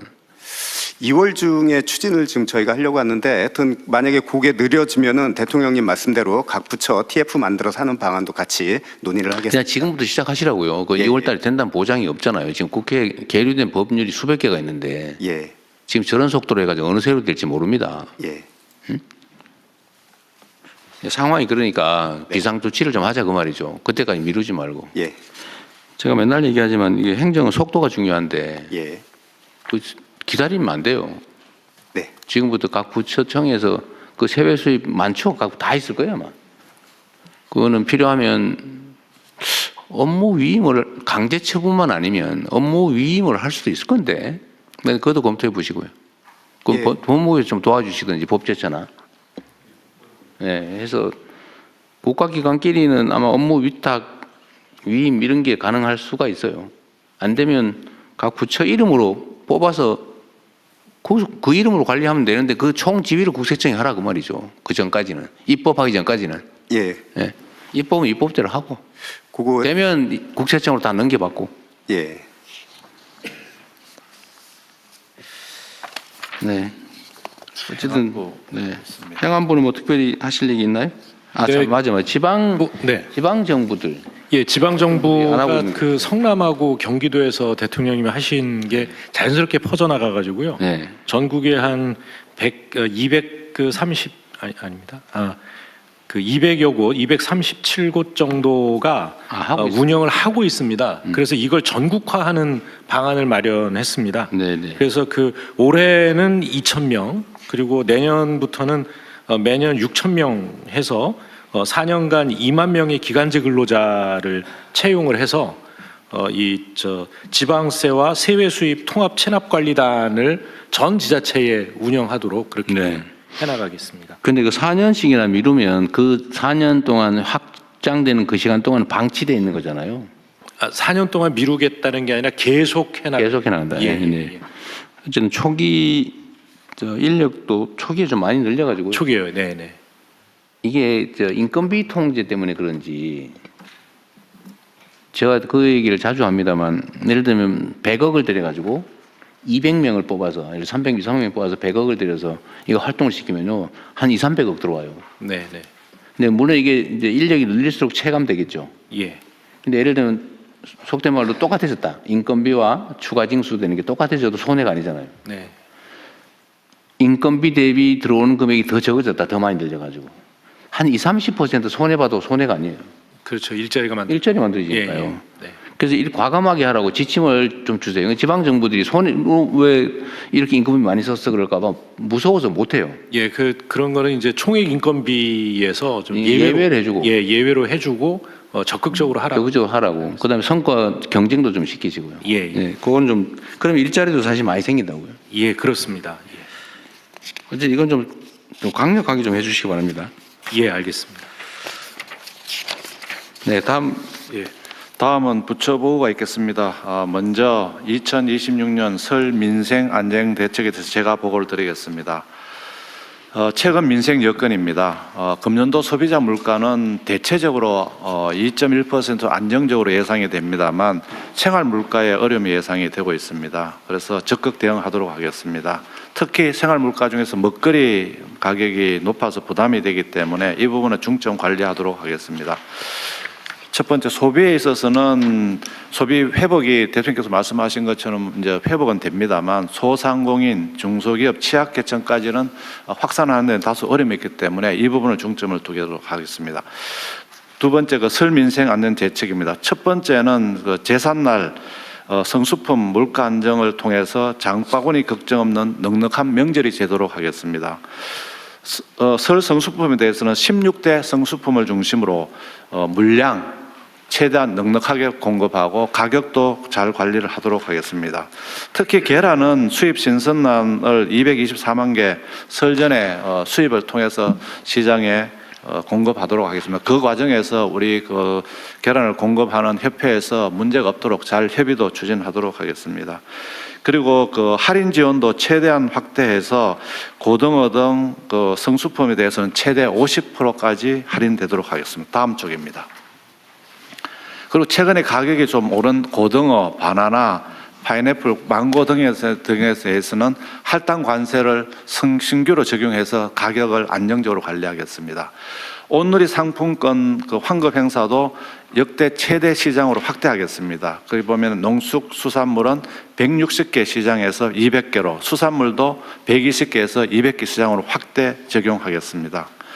바가지 요금 건조를 위해서 민간 합동 현장 점검을 실시하고 분야별 바가지 요금을 대통령께서 지시하신 바와 같이 종합해서 건절 대책은 마련해서 관광 대책 발표 시 함께 발표하도록 하겠습니다. 그리고 설탕, 밀가루, 계란, 전 분당 등 담합이 있는 부분에 대해서는 공정위를 중심으로 담합 조사도 조속히 완료해서 물가 안정을 하도록 하겠습니다. 두 번째는 민생 부담이 경감되도록 하는 따뜻한 명절을 하기 위해서 자금 지원을 대폭 확대하겠습니다. 특히 소상공인, 중소기업에 대해서는 명절 자금 공급을 39조 3천억 신규 공급하도록 하고 대출 보정 같은 경우도 58조 규모로 늘리고 만기도 연장하도록 하겠습니다. 그리고 전통시장 상인들께서 그 성수품 구매할 수 있도록 50억 원을 지원하도록 하겠습니다. 설 전에 그 서민 취약계층 청년들에 대한 서민금융도 1조 1천억 공급하도록 하겠습니다. 그리고 어려움을 겪고 있는 생계급여라든지 복지 서비스에 대해서는 설 전에 보통은 20일 지급됩니다만 설 전 13일로 당겨서 1조 6천억 원을 조기 지급하도록 하겠습니다. 일자리도 1월 달에 83만 개를 신속 채용해서 어려움을 덜어주도록 하겠습니다. 체불임금, 대지급금도 신속하게 지급되도록 조치를 하도록 하겠습니다.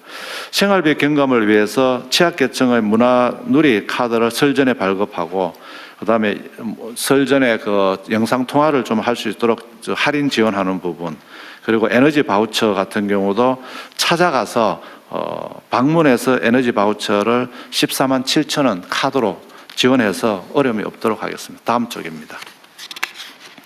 또 내수도 지역 상권에 굉장히 그 온기를 불러일으키기 때문에 활성화를 위한 지원을 하도록 하겠습니다. 근로자 휴가 지원을 40만 원을 1월, 2월 중에 5만 명에게 지원하고 설 기간에는 최대 5만 원까지 추가 지원해서 관광 또 소비 활성화가 되도록 하도록 하겠습니다. 그리고 철도, 도로 같은 경우도 작년과 마찬가지로 통행료 면제는 추진하도록 하겠습니다. 방한 관광객을 늘리기 위해서 중국의 춘절을 활용해서 관광 상품을 집중 판촉하고 그리고 또 입국 편의 등도 통해서 중국인들이 이 한국 방문을 차질 없도록 지원하도록 하겠습니다. 소비붐 지원을 위해서 코리아 그랜드 세일을 12월 17일부터 2월 20일까지 하고 할인 행사도 연계해서 소비가 이루어지도록 하겠습니다. 지역사랑 상품권도 1, 2월 중에는 4조 원 규모로 집중 발행하고 할인율도 인상하고 구매 한도도 확대해서 이 부분 지역 소비가 살아나도록 지원하도록 하겠습니다. 그리고 설 연휴 기간 동안에 24시간 빈틈없는 안전한 명절이 되도록 하겠습니다. 응급의료 조치, 그다음에 교통안전 등을 24시간 상황 관리 체계를 강화하고 그리고 화재 등 특별 점검을 해서 안전 관리를 하도록 하겠습니다. 지금 부처별로 설 민생 안전 대책을 했는데 요약본을 보고드렸습니다만 굉장히 두꺼운 과제입니다. 그래서 부처별로도 개별 홍보를 하도록 하고 특히 디지털 매체를 활용한 SNS, 유튜브, 영상 쇼츠 등을 활용해서 하도록 하겠습니다. 또한 그 국민들께서 이번 대책을 찾아보실 수 있도록 AI를 통한 검색이 가능하도록 해서 어디선지 누구나 접촉을 해서 이 자료에 접촉할 수 있도록 하겠습니다. 이상 보고를 마치겠습니다. 네, 수고하셨습니다. 준비된 대로 자리해 주시고요. 그 할당 관세 있잖아요. 네네. 이 할당 관세라고 하는 게 특정 물가 대책을 위해서 관세 없이 수입할 권한을 특정 수입업자한테 주는 거죠. 네네. 그런데 이걸 줬더니 악용을 해가지고 자기 가족한테다가 다 팔아먹었다는 얘기도 있고. 네. 이거 다 어디 뉴스에 나온 얘기예요. 네. 아니면은 싸게 사와가지고는 그냥 원래 가격대로 팔고 그런 경우가 있다고 그러던데. 네. 혹시 국세청은 이런 거 혹시 좀 알아보셨어요? 네.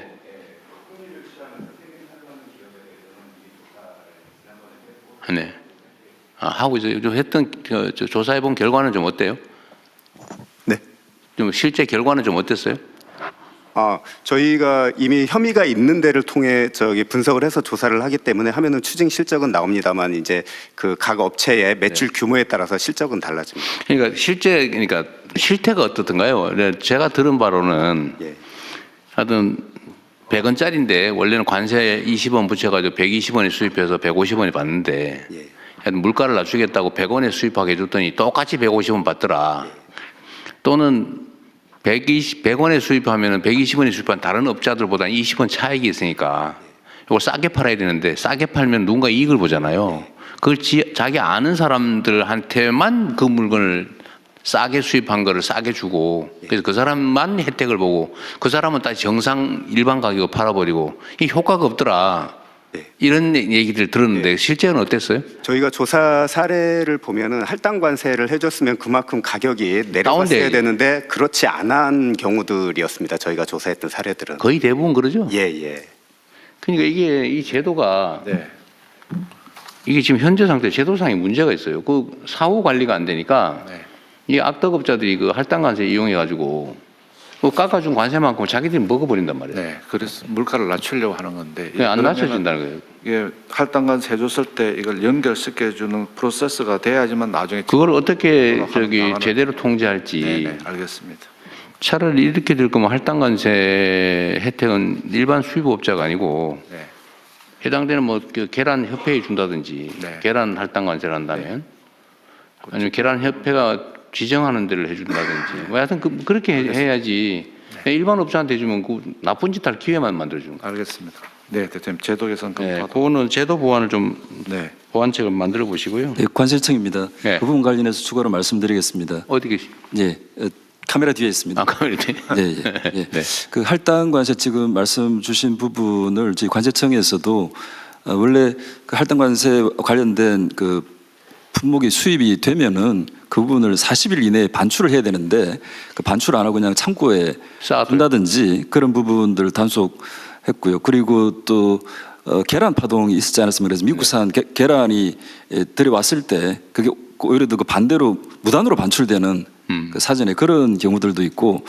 그 대통령님 말씀하신 그런 할당 관세 자체의 어떤 물량 부분을 그 고의를 가지고 불법으로 하는 부분들도 저희들이 단속을 하고 있습니다. 예를 들어서 특정한 업체의 할당 양 자체가 정해지가 있는데 그 부분을 뭐 자회사를 실제로 만들어 가지고 그 자회사가 또 할당을 받아서 전체 물량을 높게 만들어서 다른 업체들이 그 피해를 보는 그런 다양한 부분들을 맞습니다. 행정지도 또는 필요하면 저희들이 검찰에 고발해서 또 형사처벌도 하고 있습니다. 그런 문제에 대한 수사 권한은 누구한테 있어요? 관세청에 있습니다.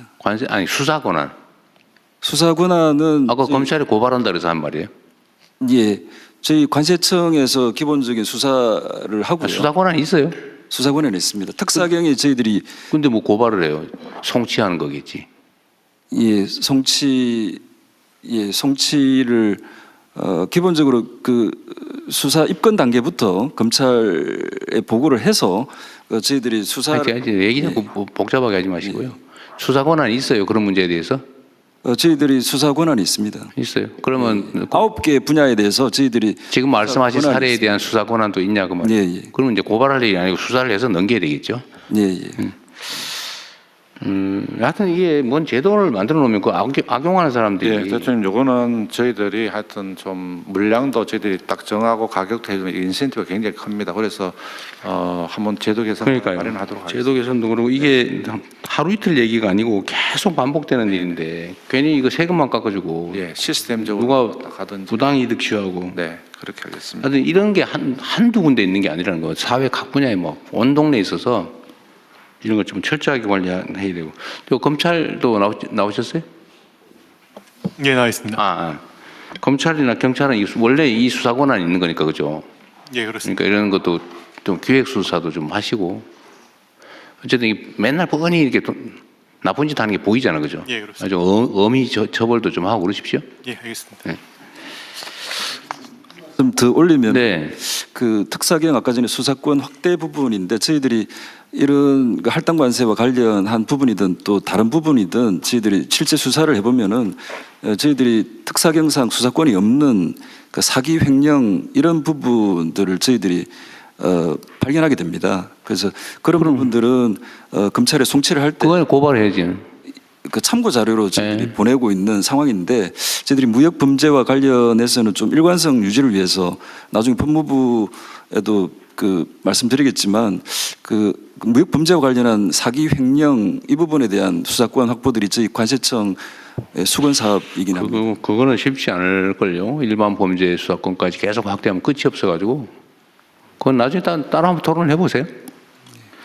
그리고 이 최근에 생리대 얘기를 좀 했더니 그게 보니까 결론적으로는 생산 원가 문제가 아니고 유통 비용이 너무 비싸다고 그러던데 하여튼 이 유통 구조 이게 생리대는 보니까 보고서상으로는 유통 비용이 50%라네. 네. 네, 유통 비용이 50%라 그랬죠. 네. 이게 지금 문제가 좀 그래요, 그죠? 네. 근데 이게 유통구조 개혁도 주로 농수산물 관련돼서만 얘기를 했는데 농산물이 한 5-60% 된다고 유통비용이 50%인데 이게 뭐 생리대도 50%라고 해서 제가 놀랐어요. 네. 그래서 뭔가 구조적인 문제가 좀 있어 보입니다. 일단 유통구조 개혁도 전체 산업 개혁 과제로 좀 어떻게 해야 될 것 같아요. 네. 그다음에 이거 좀 딴 얘기인데 제가 생각나는 대로 얘기해서 좀 미안합니다만 국토부 나오셨어요? 이 철도 차량 수급 문제는 어떻게 좀 대책이 좀 돼 갑니까? 예, 세우고 있습니다. 어떻게? 이제 현재는 여러 가지 검토하고 있는데요. 그 철도 납품 지원했던 회사 자체를 아예 그 저희 공기업화하는 방안도 검토하고 있고요. 또 여러 가지 자금을 끌어들여서 실제 그 정상화할 수 있는 대책을 구체적으로 세우게 해서 안 될 경우에는 현재 3차 계약을 취소하고 새로운 그 계약 관계를 해서 그러니까 그건 뭐 당연한 건데 그게 현실적으로 제가 보기에는 거의 실질적 대책이 불가능한 상태가 돼서 하는 얘기예요. 그 지금 우리나라의 그 열차 차량 생산하는 데가 3군데밖에 없다면서요. 그러니까 그래서 자기들끼리 이렇게 너는 저 고속철, 너는 저 일반 뭐 이런 식으로 한다는 소문이 있던데. 네, 맞습니다. 지금 그렇게 구조적으로 될 위험성이 있는 겁니다. 대책을 좀 실효적인 대책이 있냐. 네. 지금 무궁화호 이런 거는 차량 공급을 못 받아가지고 지금 거의 뭐 덜덜거리는 거 끌고 다닌다면서요. 그렇죠. 상당히 그 노후화된 기차를 운영해야 될 형편입니다. 부족하진 않아요. 그럼 노후화된 거라도 있으면 다행인데. 네, 현재까지는 그 부족하진 않아요. 가능한 거고요. 다만 어쨌든 빨리 교체하지 않으면 안 되기 때문에 그 점을 주안점에 두고 준비하고 있습니다. 그러니까 구체적으로 뭔지 나중에 빨리 보고는 한번 해주세요. 알겠습니다. 걱정돼서 그럽니다. 네. 몇 년씩이나 지연될 것 같아서. 예, 다른 의견이 있었으면 본 안건은 원안대로 접수하겠습니다. 다음은 경제적 제재 합리화 방안을 공정거래위원장께서 보고해 주시기 바랍니다. 예, 공정거래위원회 경제적 제재 합리화 방안에 대해 보고드리겠습니다. 먼저 추징 배경으로 공정거래와 관련된 법률 위반 시 현행 과징금 한도가 매우 낮은 편이어서 불공정 행위 억제와 억제하는 데 한계가 있는 상황이 아주 오랫동안 지속돼 왔던 현실입니다. 또한 조사 불응에 대한 현행 제재 수준도 미흡한 실정입니다. 이에 과징금 수준을 끌어올리고 조사 불응 시에 금전적 제재도 신설함으로써 법 위반 억제력을 확보하고자 합니다. 첫 번째, 과징금 상한을 선진국 수준으로 선진국 수준으로 높이고 부과체계를 전면 개편하겠습니다. 우선 해외 법제 대비 과징금 수준이 낮은 행위들을 중심으로 과징금 부과율을 높이겠습니다. 예를 들어 전 세계 경쟁 당국이 공통적으로 규율하는 시장 지배적 지위 남용의 경우 과징금 한도가 현행 관련 매출액의 6%에서 20%로 다른 선진국 수준으로 끌어올리겠습니다. 또한 정액 과징금 상한도 공정거래 분야 7개 법률 모두 최대 10배까지 높여야 다른 선진국 수준의 제재가 가능해집니다. 다음으로 반복적인 법 위반 기업에 대한 과징금 가중도 강화해야 합니다. 한 번만 반복해도 법 위반을 최대 50% 위반 횟수에 따라서 최대 100% 가중되도록 개선해야 선진국 표준에 맞는 제재가 가능합니다. 이와 함께 과징금 부과 체계도 전면 개편하겠습니다. EU, 독일 등과 같이 과징금 부과 시 기업 규모를 반영하는 방안을 포함해서 근본적인 개선 방안을 연구 용역과 함께 TF 논의를 거쳐 발표하겠습니다. 둘째, 공정위 조사에 불응하는 행위에 대한 과징금 등 경제적 제재를 신설해서 조사권을 강화하겠습니다. 우선 피조사자 업체들이 공정위의 현장 조사, 자료 제출 요구 등에 응해야 하는 의무를 명확히 규정하고 공정위 조사에 불응하는 경우 과징금 및 이행 강제금을 현실적인 수준으로 부과하도록 하겠습니다. 과징금은 연 매출액의 1%까지, 이행 강제금은 일 매출액의 5%까지 부과할 계획입니다. 이처럼 선진국 표준에 맞는 경제적 제재 합리화 그리고 조사권 강화는 시급히 이루어져야 합니다. 과징금 상한 현실화와 조사권 강화는 법률 개정이 필요한 사항이므로 1분기 내에 개정안 발의되도록 추진하겠습니다. 과징금 체계 전면 개편 방안도 연내 확정 발표하도록 추진하겠습니다. 법 위반 반복, 중대성 판단 기준 등 고시 개정은 상반기 내에 개정 작업을 완료하도록 하겠습니다. 이상입니다. 뭘 연내에 한다고요?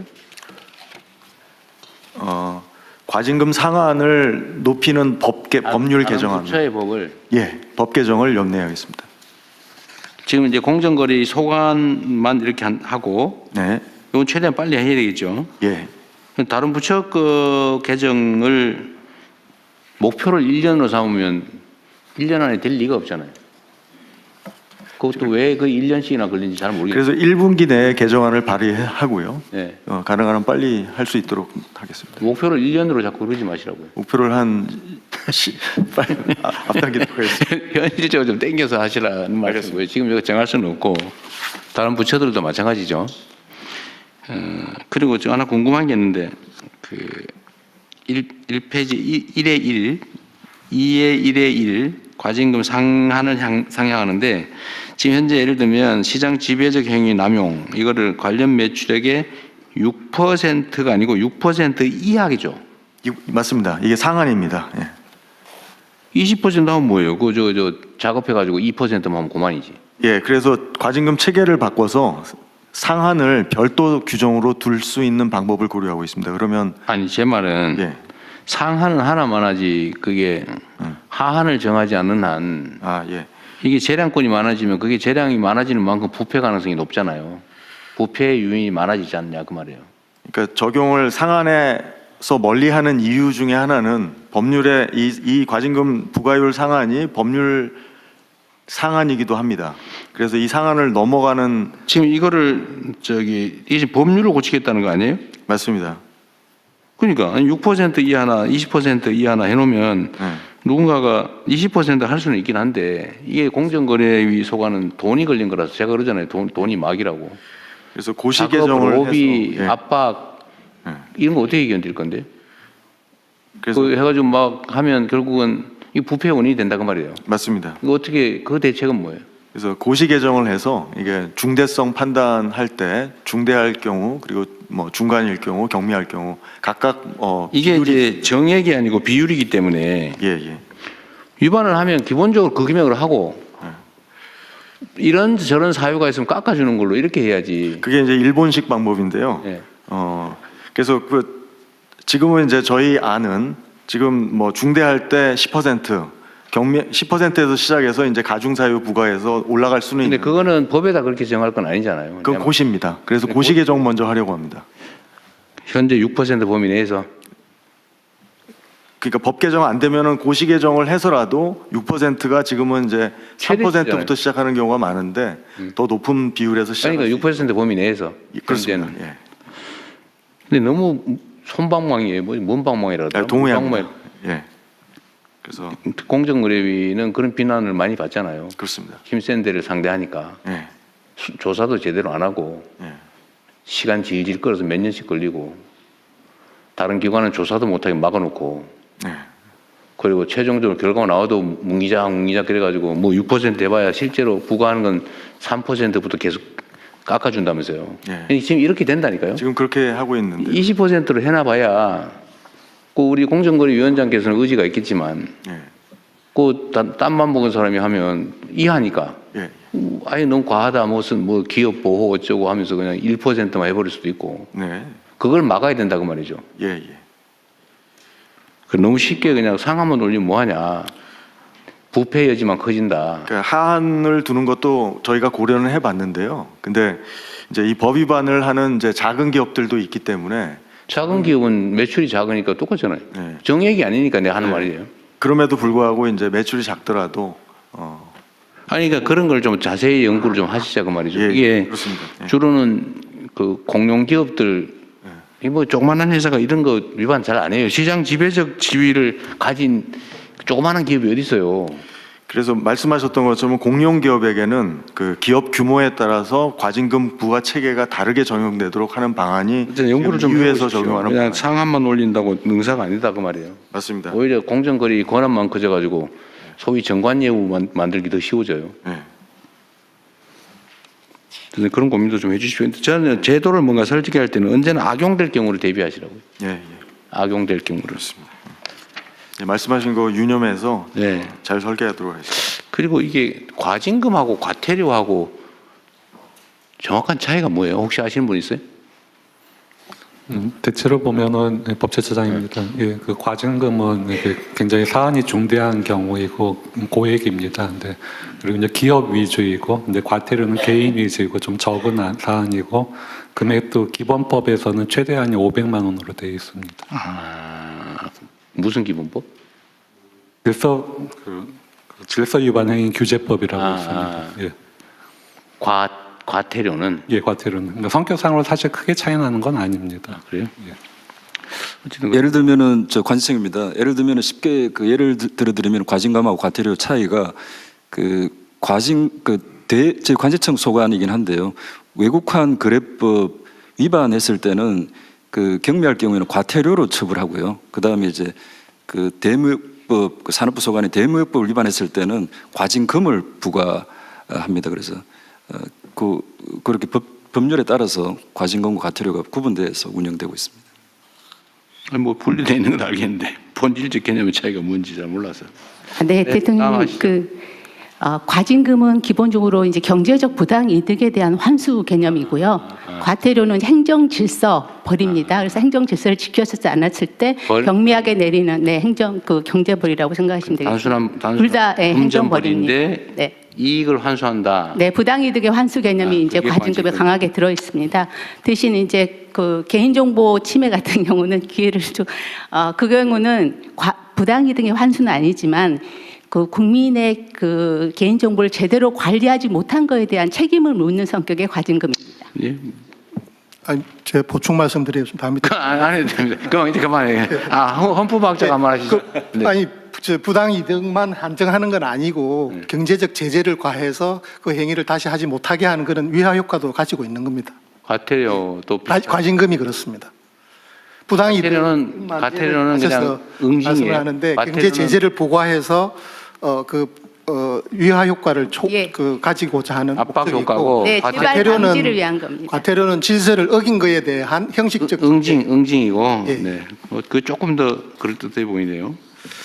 알겠습니다. 헌법학자로 좀 다르시네. 자, 다음. 예, 의견이 없으시면 이 안건은 원안대로 접수하겠습니다. 그러면 대통령 하나 남았습니다. 1번. 두 개 나오죠, 두 개. 기본. 이거 뭐 협조사항입니다. 혈액 수급 안정하는 뭐예요? 협조사항입니다. 이거는. 아, 그래? 예. 그러면은 기본사회 추진 체계 추진 방향은 요약 간단하게 하시죠. 이거 뭐 길게 얘기할 건 아니고. 예, 행안부 장관님 계획된 대로 준비해서 시행하면 되는 거니까요. 네. 예, 간단하게 할 수 있으면 해보겠습니다. 네. 그것도 능력이라고 합니다. 예. 기본사회 추진 체계 및 추진 방향을 보고드리겠습니다. 먼저 기본사회 개요입니다. 현재 대한민국은 저성장 양극화, 저출생 고령화 등 복합적인 위기 상황에 처해 있습니다. 이에 단편적 부분적인 이 구성원 보호를 넘어서 모든 국민의 모든 영역에서의 기본적 삶 보장에 대한 요구가 높아지고 있습니다. 모든 국민의 기본적인 삶을 실질적으로 보장하는 기본 사회를 주요 정책 방향으로 우리 정부는 설정하고 있는데요. 기본 사회로의 전환을 뒷받침하기 위해 국정과제로 기본 사회 실현을 위한 추진 체계 마련을 포함하였습니다. 기본사회위원회 설치에 관해서 보고드리겠습니다. 지난 국무회의에서 기본사회위원회 설치 및 운영에 관한 규정이 의결돼서 오늘 시행됩니다. 기본사회위원회는 대통령 소속 자문위원회로 기본사회로의 전환을 위한 국가비전, 기본방향을 심의하며 대통령님을 위원장으로 재정경제부 등 16개 중앙행정기관의 장과 지방 4대 협의체 대표자 그리고 기본사회의 풍부한 경험을 가진 민간 전문가들이 위원으로 참여하게 됩니다. 위원회는 관계 부처 및 지방정부, 학계, 일반 국민들이 제안한 안건을 실무위원회를 통해 사전 검토한 후에 본회의에 상정하고 심의 조정해서 확정하고 보고드릴 예정입니다. 다음 페이지입니다. 다음은 기본사회 실현을 위한 기관별 역할 및 추진 상황입니다. 기본사회 실현을 위해 국민의 특성, 살고 있는 지역, 받고 싶은 서비스를 고려해서 모든 국민에게 모든 영역에서 기본적인 삶을 보장하기 위한 정책들을 추진해 나갈 계획입니다. 기본사회위원회는 정책 환경과 상황을 분석하고 국민의 정책 수요에 대한 조사를 통해 비전과 정책을 제시하고 또 정책 효과에 대한 평가 지표를 개발, 주요 사업의 추진 성과를 평가하는 역할을 하게 됩니다. 또 관련 중앙행정기관은 기본사회 전환을 위해 소득, 주거, 금융, 안전 이 뒤에 표가 쭉 되어 있는데요.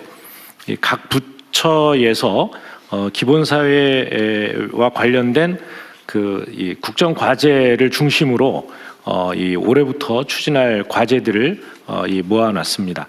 이런 역할들을 중앙행정기관에서 부처별 정책의 연계와 협력을 통해 시행해 나가게 됩니다. 또 각 지방정부는 해당 지역 주민, 시민사회의 소통 그리고 지역 수요에 부합하는 사업을 추진하기 위해 이 다양한 소통 창구를 마련하고 우수 사례 벤치마킹을 통해 지역에 맞는 기본사회를 만들게 됩니다. 또한 여주 구양리 사례처럼 이 사회연대경제 조직을 활용해서 지역을 기반으로 정책 수행 과정에 적극적인 전달 체계를 만들도록 해 나갈 예정입니다. 이와 관련해서 부처 협조사항을 말씀드리겠습니다. 각 부처에서는 국민들께서 실생활의 변화를 체감할 수 있도록 기본적 삶의 수준에 대한 다양한 의견을 수렴하고 구체적 과제를 발굴해서 신속하고 적극적으로 추진해 주시기 바랍니다. 아울러 위원장이신 대통령님과 당연직 위원을 맡으신 장관님들의 기본사회에 대한 지속적인 참여와 협조를 요청드립니다. 이상입니다. 네, 각 부처별 말씀 듣기 전에 기본 분야별 기본사회 주요 내용 표 있잖아요. 그거를 조금 페이지를 넘겨가면서 좀 보여드리고. 제가 그럼 그것도 간략하게 아니 그 설명해도 너무 많아서요. 네. 복지, 주거, 금융 분야, 그리고 보건 의료 분야. 지금 대체로 기본 금융, 기본 의료, 기본 노동, 기본 돌봄, 노동과 일터, 돌봄 분야, 다음에 교육 분야도 있고요. 공교육이고요. 기본 교통 및 기본 통신, 인공지능, AI 기본사회 기본계획입니다. 여가 문화에 관한 기본사회. 네네. 이런 정책 목표들을 가지고 있다는 것이고 이걸 세부적으로 다 설명하실 필요는 없을 것 같고요. 네. 각 부처에서 정한 대로 잘 추진하시기 바랍니다. 이건 이렇게까지 하고 넘어가죠. 네. 대통령님, 아까 지방정부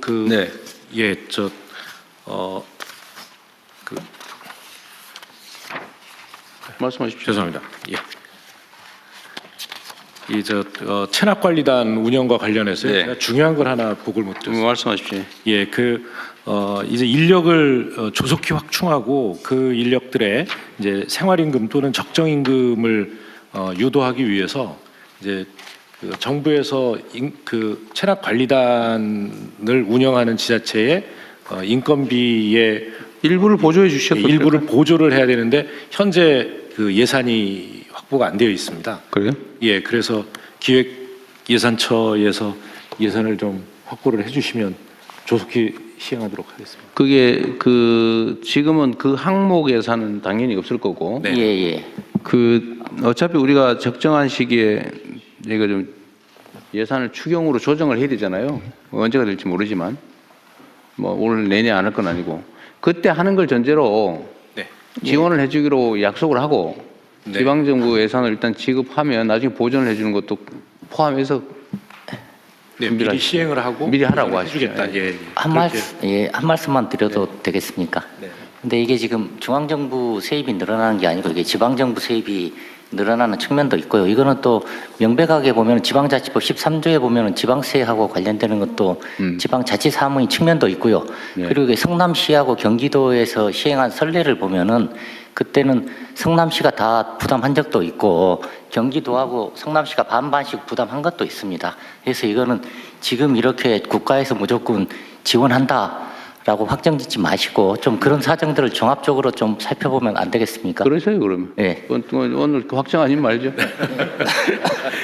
대통령 이것은 이제 그 기간제 그 자리를 늘리게 되는데요. 그렇게 되면 주로 20, 30대 청년들이 이 지원을 하게 될 겁니다. 그래서 우리 정부에서 추진하고 있는 청년 뉴딜 사업의 일환으로도 추진을 해주시면. 그러니까 일자리 사업, 그런데 그 예산은 있어요?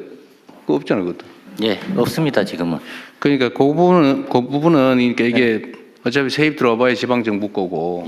실제로는 이게 절대 손해가 안 나거든요. 예, 그렇습니다. 뭐 실제 경험적으로 그렇기 때문에. 예. 각 지방자치단체 한 성남시 규모의 그때 한 200명 뭐 이렇게 뽑았을 때는 그보다 한 2배 억 단위 세입이 늘어나더라고요. 그러니까 그거는 경험적으로는 될 텐데 일자리 사업 측면도 있으니까 그 양 측면을 동시에 고려해 가지고 다음에 얘기를 하기로 하시죠. 오늘 확정하지 말고요. 예. 그러면 다음은 부처 협조 사항을 공유하겠습니다. 보건복지부 장관님부터 순서대로 말씀해 주시기 바랍니다. 네, 복지부 장관입니다. 혈액 수급 안정화에 대해서 헌혈 말씀드리겠습니다. 겨울철을 맞아 방학 한파 그리고 독감 유행 등으로 헌혈량이 좀 감소하였습니다. 그래서 현재 그 수혈용 혈액의 안정적인 공급에 좀 어려운 상황입니다.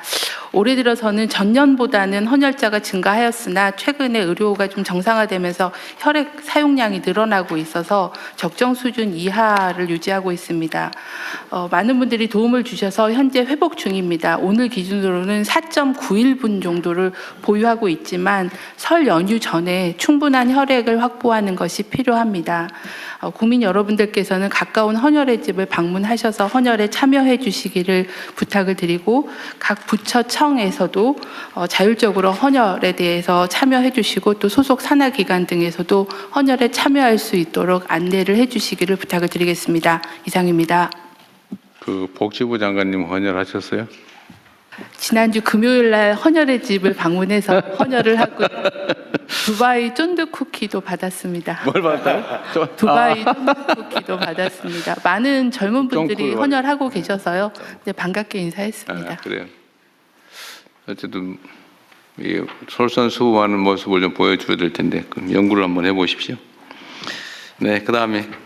네, 산림청입니다. 범정부 봄철 산불 총력 대응에 대한 협조사항 말씀드리겠습니다. 올해 1월 산불이 작년에 비해 야간 발생 비율이 높다는 특징이 있습니다. 대부분 산불이 산림 밖에서 화재로 전이되어 있는 상황인데요. 작은 불씨가 산불로 이어지지 않도록 모든 국민들의 관심과 함께 관계 부처청과 지방교가 절실한 상황입니다. 먼저 효과적인 산불 예방 감시를 위해서 농산촌 산불 주요 원인인 소각 산불을 좀 방지하고 지역 주민이 참여해서 산불을 감시할 수 있도록 협조를 요청드립니다. 각 부처청 소관시설 주변에 산불 예방 노력 또한 필요합니다. 최근에 난 산불 중에는 주로 주택 또는 공장 그리고 최근에 난 산불에는 사찰에서도 산불이 야기됐기 때문에 각 부처청의 산불 예방 노력이 필요한 상황입니다. 진화대피 관련해서도 협조 요청 부탁드리고요. 국방부나 소방청, 경찰청 등 관계 부처청에 그동안 많은 협조를 해주셨는데 앞으로도 계속 협조를 부탁드리고요.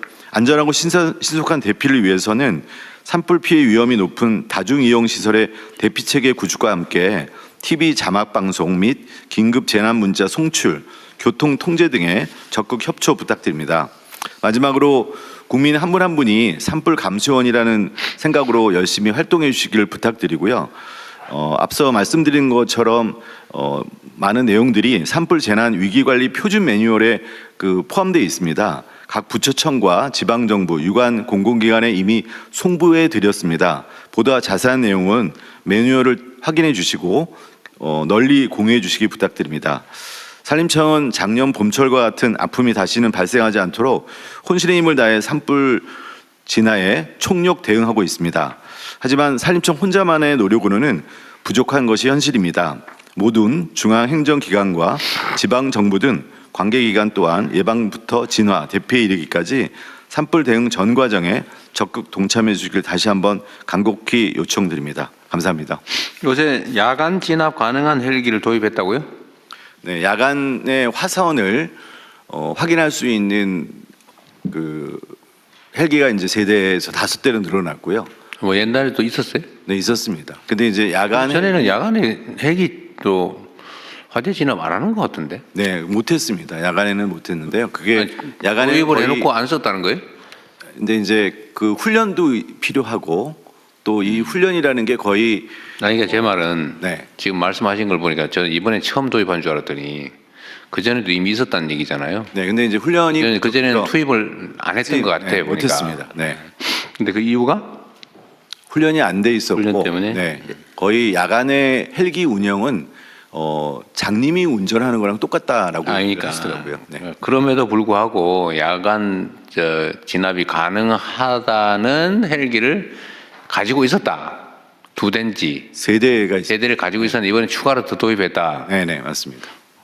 그러니까요. 내가 말씀 들어보니까 그런 거예요. 3대가 있었는데 뭐 야간에 운행은 위험하니까 안 했다 이 말인데 이번에는 2대를 추가로 도입하면 5대를 야간에 투입하는 거예요. 아니면 3대는 놔두고 2대만 야간에 투입하는 거예요. 5대를 투입할 수 있게 됐습니다. 네. 아 그래요? 뭐 훈련은 다 돼 있어요? 훈련을 지금 계속 하고 있습니다. 네. 어쨌든 이게 밤에는 당연히 못 끄는 걸로 우리 국민들은 다 알고 계셔서 안전 문제가 최우선이기 때문에요. 네. 야간 헬기뿐만이 그러긴 아니라 한데 야간에 투입할 수 있도록 훈련하고 준비는 해야지. 그러니까 그럼 말로 그 야간 투입 가능한 헬기 사냐고요. 네. 사놓고 안 썼다는 얘기잖아요 지금. 처음 알았는데 잘 준비해서 하십시오. 밤에 지금 주로 불이 번지잖아요. 헬기를 네, 맞습니다. 못하니까. 네. 잘 준비해서 안전하게 잘 야간 진압도 많이 활성화하십시오. 네, 혼신의 힘을 다하겠습니다. 네. 자, 그다음에 네, 문체부 보고 드리겠습니다. 2026 동계올림픽이 2월 6일부터 22일까지, 패럴림픽은 3월 6일부터 15일까지 이탈리아 밀라노와 코르티나 일원에서 열립니다. 우리 선수단은 올림픽 6개 종목 130명, 패럴림픽 5개 종목 47명이 참가합니다. 안전한 대회 참가를 위해 외교부, 대테러센터, 국정원, 질병관리청 등 관계기관과 함께 선수단의 출입국과 체류, 방역에 걸친 대회 전 과정을 대비했습니다. 또한 국가 상징 오류나 오심, 선수 부상과 같은 위기 상황에 대응할 사전 매뉴얼도 마련했습니다. 대회 기간에는 현지에서 종합 상황실을 가동하고 분산 개최되는 대회의 특성을 감안해서 3개 지역에서 급식 지원센터를 운영할 예정입니다. 또 밀라노 시내에 코리아 하우스를 설치해서 한국의 K컬처와 관광을 알리고 국제 스포츠 외교 활동을 전개할 예정입니다. 밀라노 동계올림픽과 패럴림픽에 국무위원 여러분들의 각별한 관심을 부탁드립니다. 특히 외교부, 대테러센터, 국정원의 긴밀한 협조를 부탁드립니다.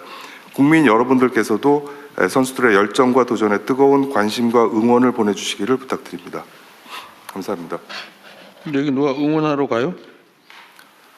네, 저는 개막식 때 가서 챙기고. 장관님이? 네. 근데 요새 이 올림픽은 과거에는 그래도 뭐 국민들이 관심도 있으시고 중계도 좀 하고 뭐 그랬는데 요새는 하나도 모르는 상황 비슷해요. 왜 그랬을까요? 왜 그래 됐을까?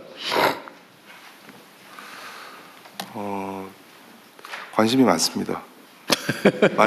많도록 할 거고요. 지금 선수들 그동안 정말 땀 흘리면서 열심히 연습했고 기량을 닦았습니다. 그래서 부상 없이 최선의 컨디션으로 좋은 성적. 그러니까 뭐 선수들은 열심히 할 텐데 우리 국내의 관심이 과거에 비해서 많이 떨어진 것 같아서 드리는 말씀입니다.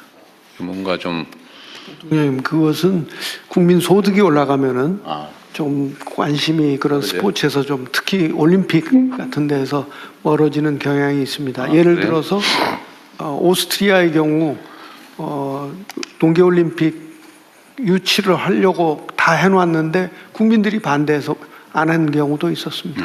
그래요? 비슷한 일례로 패럴림픽 같은 경우는 저희가 예전에 선수층도 두껍고 성적도 좋았습니다. 근데 요즘은 선수층이 얇아지고 성적도 그렇게 뭐 예전만큼 높지는 않습니다. 일반적 관심이 떨어지고 있는 모양이군요. 그 가장 큰 이유가 장애인 수가 줄어들고 있는 부분도 있습니다. 그래서 네, 장애인 뭐 패럴림픽이 그렇다 치고 일반 올림픽 경기도 어쨌든 관심도나 아니면 이런 많이 떨어지는 것 같아서 그게 소득 수준하고 관계가 있군요. 어쨌든 그렇더라도 어쨌든 국가를 대표해서 선수들이 출전을 하고 그러면 좀 붐업을 조금은 해야 될 것 같은데. 네, 그렇게 해야 될 것 같습니다. 뭐 광고를 좀 하시든지 아니면 뭐 이벤트를 좀 하시든지. 제가 태릉에 있는 선수촌에 가보려고 얼마 전에 했더니 이미 다 이태리 가버렸다고 그러대요. 거의 대부분 떠나버렸다고. 예, 떠난 선수 있고 아직 남아 있는 선수도 있는데요. 지금은 얼마 전에 이제 그 출정식을 했었거든요. 저는 다녀왔습니다. 이거 제가 저번 주인가 저번 주에 한번 가볼까 했더니 이미 대부분 떠났다고. 돌아오면 격려 돌아올 것 같습니다. 대통령님, 저 패럴림픽은 좀 늦게 가기 때문에요. 네, 장애인들 한번 격려해 주실까요? 뭐 검토 한번 해보죠. 3월 달이군요. 그 얘기 나온 김에 이번에 기사에서 봤는데 어디 사우디인가 어딘가가 무슨 올림픽을 못 하니까 뭐 딴 데서 개최하자 뭐 그 얘기 뭐예요? 네, 그 사우디에서 반납한 게 있어서요. 언제 거예요? 28년? 네, 28년요. 28년 이제 하계 올림픽인 거죠? 하계 올림픽. 동계 올림픽이에요? 네, 사우디에서 사우디에서 동계 올림픽을 하려고 그랬어요? 네, 네. 동계 올림픽인데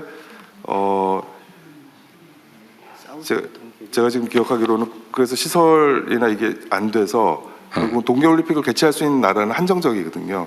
그래서 이제 저희 베이징하고 네, 저희 쪽으로 연락이 오고 의사가 있는지를 타진하고 뭐 이런. 그래서 어떻게 됐어요?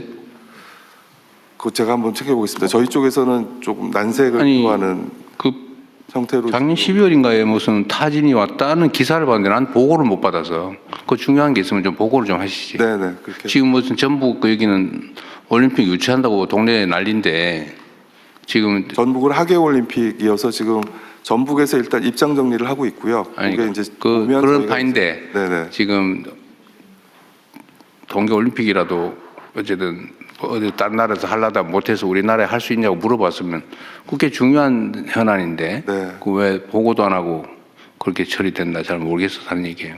지금 보니까 장관님도 잘 모르고 계신 것 같은데. 제가 이해하고 있는 거는 너무 촉박한 일정에 저희가 지금 할 수 있는 사정이 아니어서 그냥 저희는 관심이 없다는 정도의 반응을 보였다. 몇 년도 개최인데요? 그게 제가 기억하는 거는 요 다음 올림픽 내년 내후년 4년 후죠. 그러니까 4년 후?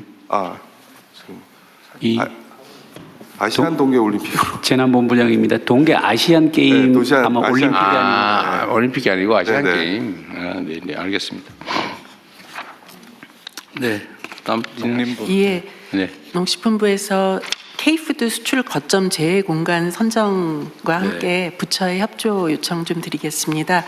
저희가 그 K푸드 수출 거점 제외 공간 선정한다고 그 공간들의 공문을 좀 보냈더니 공간들에서 43개 공간을 신청을 해주셨어요. 그래서 그래요? 예, 적극적으로 협조를 해주셔서 감사드리고 외교부에서도 잘 도와주셔서 그 시장의 특성하고 공간 전문성 고려해서 30개소 선정을 하였습니다. 그래서 앞으로 이 30개소 제외 공간 중심으로 해서 민간 협의체도 구성을 할 것이고 우리 기업들이 수출하는데 각종 지원과 함께 현지에서 마케팅에도 우리 재공간들이 중점적으로 참여할 수 있도록 그렇게 하려고 합니다. 그래서 그 부처별로 좀 도와주셔야 하는 게 특히 외교부 장관이 많이 도와주셔야 되는데 공간 내에 K푸드 담당관 임무를 부여할 필요가 있습니다.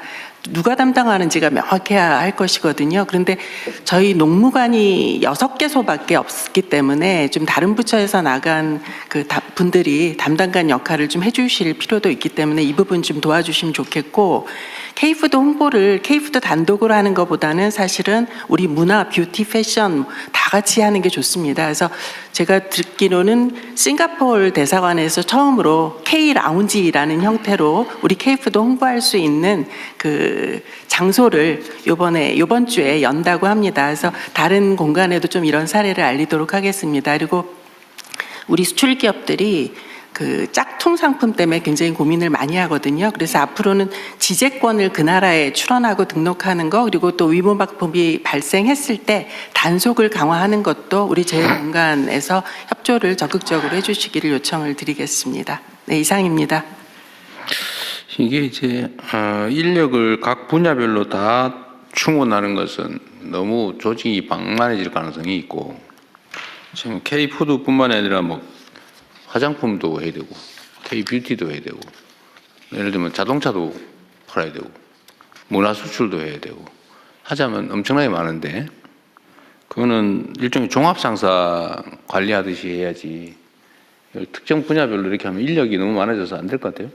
근데 그 방법을 좀 찾아보시죠. 네, 주재관이 여러 가지 영역의 일을 다 할 수 있도록 그 이미 하고 있는데, 지금 말씀하신 농림부에서 말씀하신 것은 특별히 좀 지시를 해보겠습니다. 그리고 농림부에서 사실은 매뉴얼을 만들든지 무슨 일이 필요하다, 예. 어느 지역은 뭐가 필요하다 예. 라고 정리해서 보내면 거기서 단순 집행을 하게 예, 이렇게 그렇게 해야지, 하겠습니다. 거기서 네가 알아서 전문적으로 다 연구해서 이러면 안 될 것 같아요. 예. 각 부처들도 다 마찬가지입니다. 예. 문화 분야든 산업 분야든. 그렇죠? 네. 다음은 외교부 장관. 네. 외교부의 한 주황화 정상회의 개최는 그냥 준비해서 잘 하시면 될 것 같습니다. 그 스탄 5개국과 우리 이번에 하나 또 늘었다 그랬죠? 예, 아제르바이잔. 6개. 예. 중앙아시아 6개국과 대한민국의 정상회의를 대한민국에서 개최한다 올해. 그렇습니다. 네, 그 준비 잘 하십시오. 예. 예, 그러면 다음은 의안 심의를 진행하겠습니다. 의안 심의는 비공개로 운영되어 오니 언론인 여러분께서는 협조해 주시기 바랍니다. 예, 국회 본회의를 통과하여 정부로 인용된 법률의 공포안을 심의하겠습니다. 제54호부터 60호까지.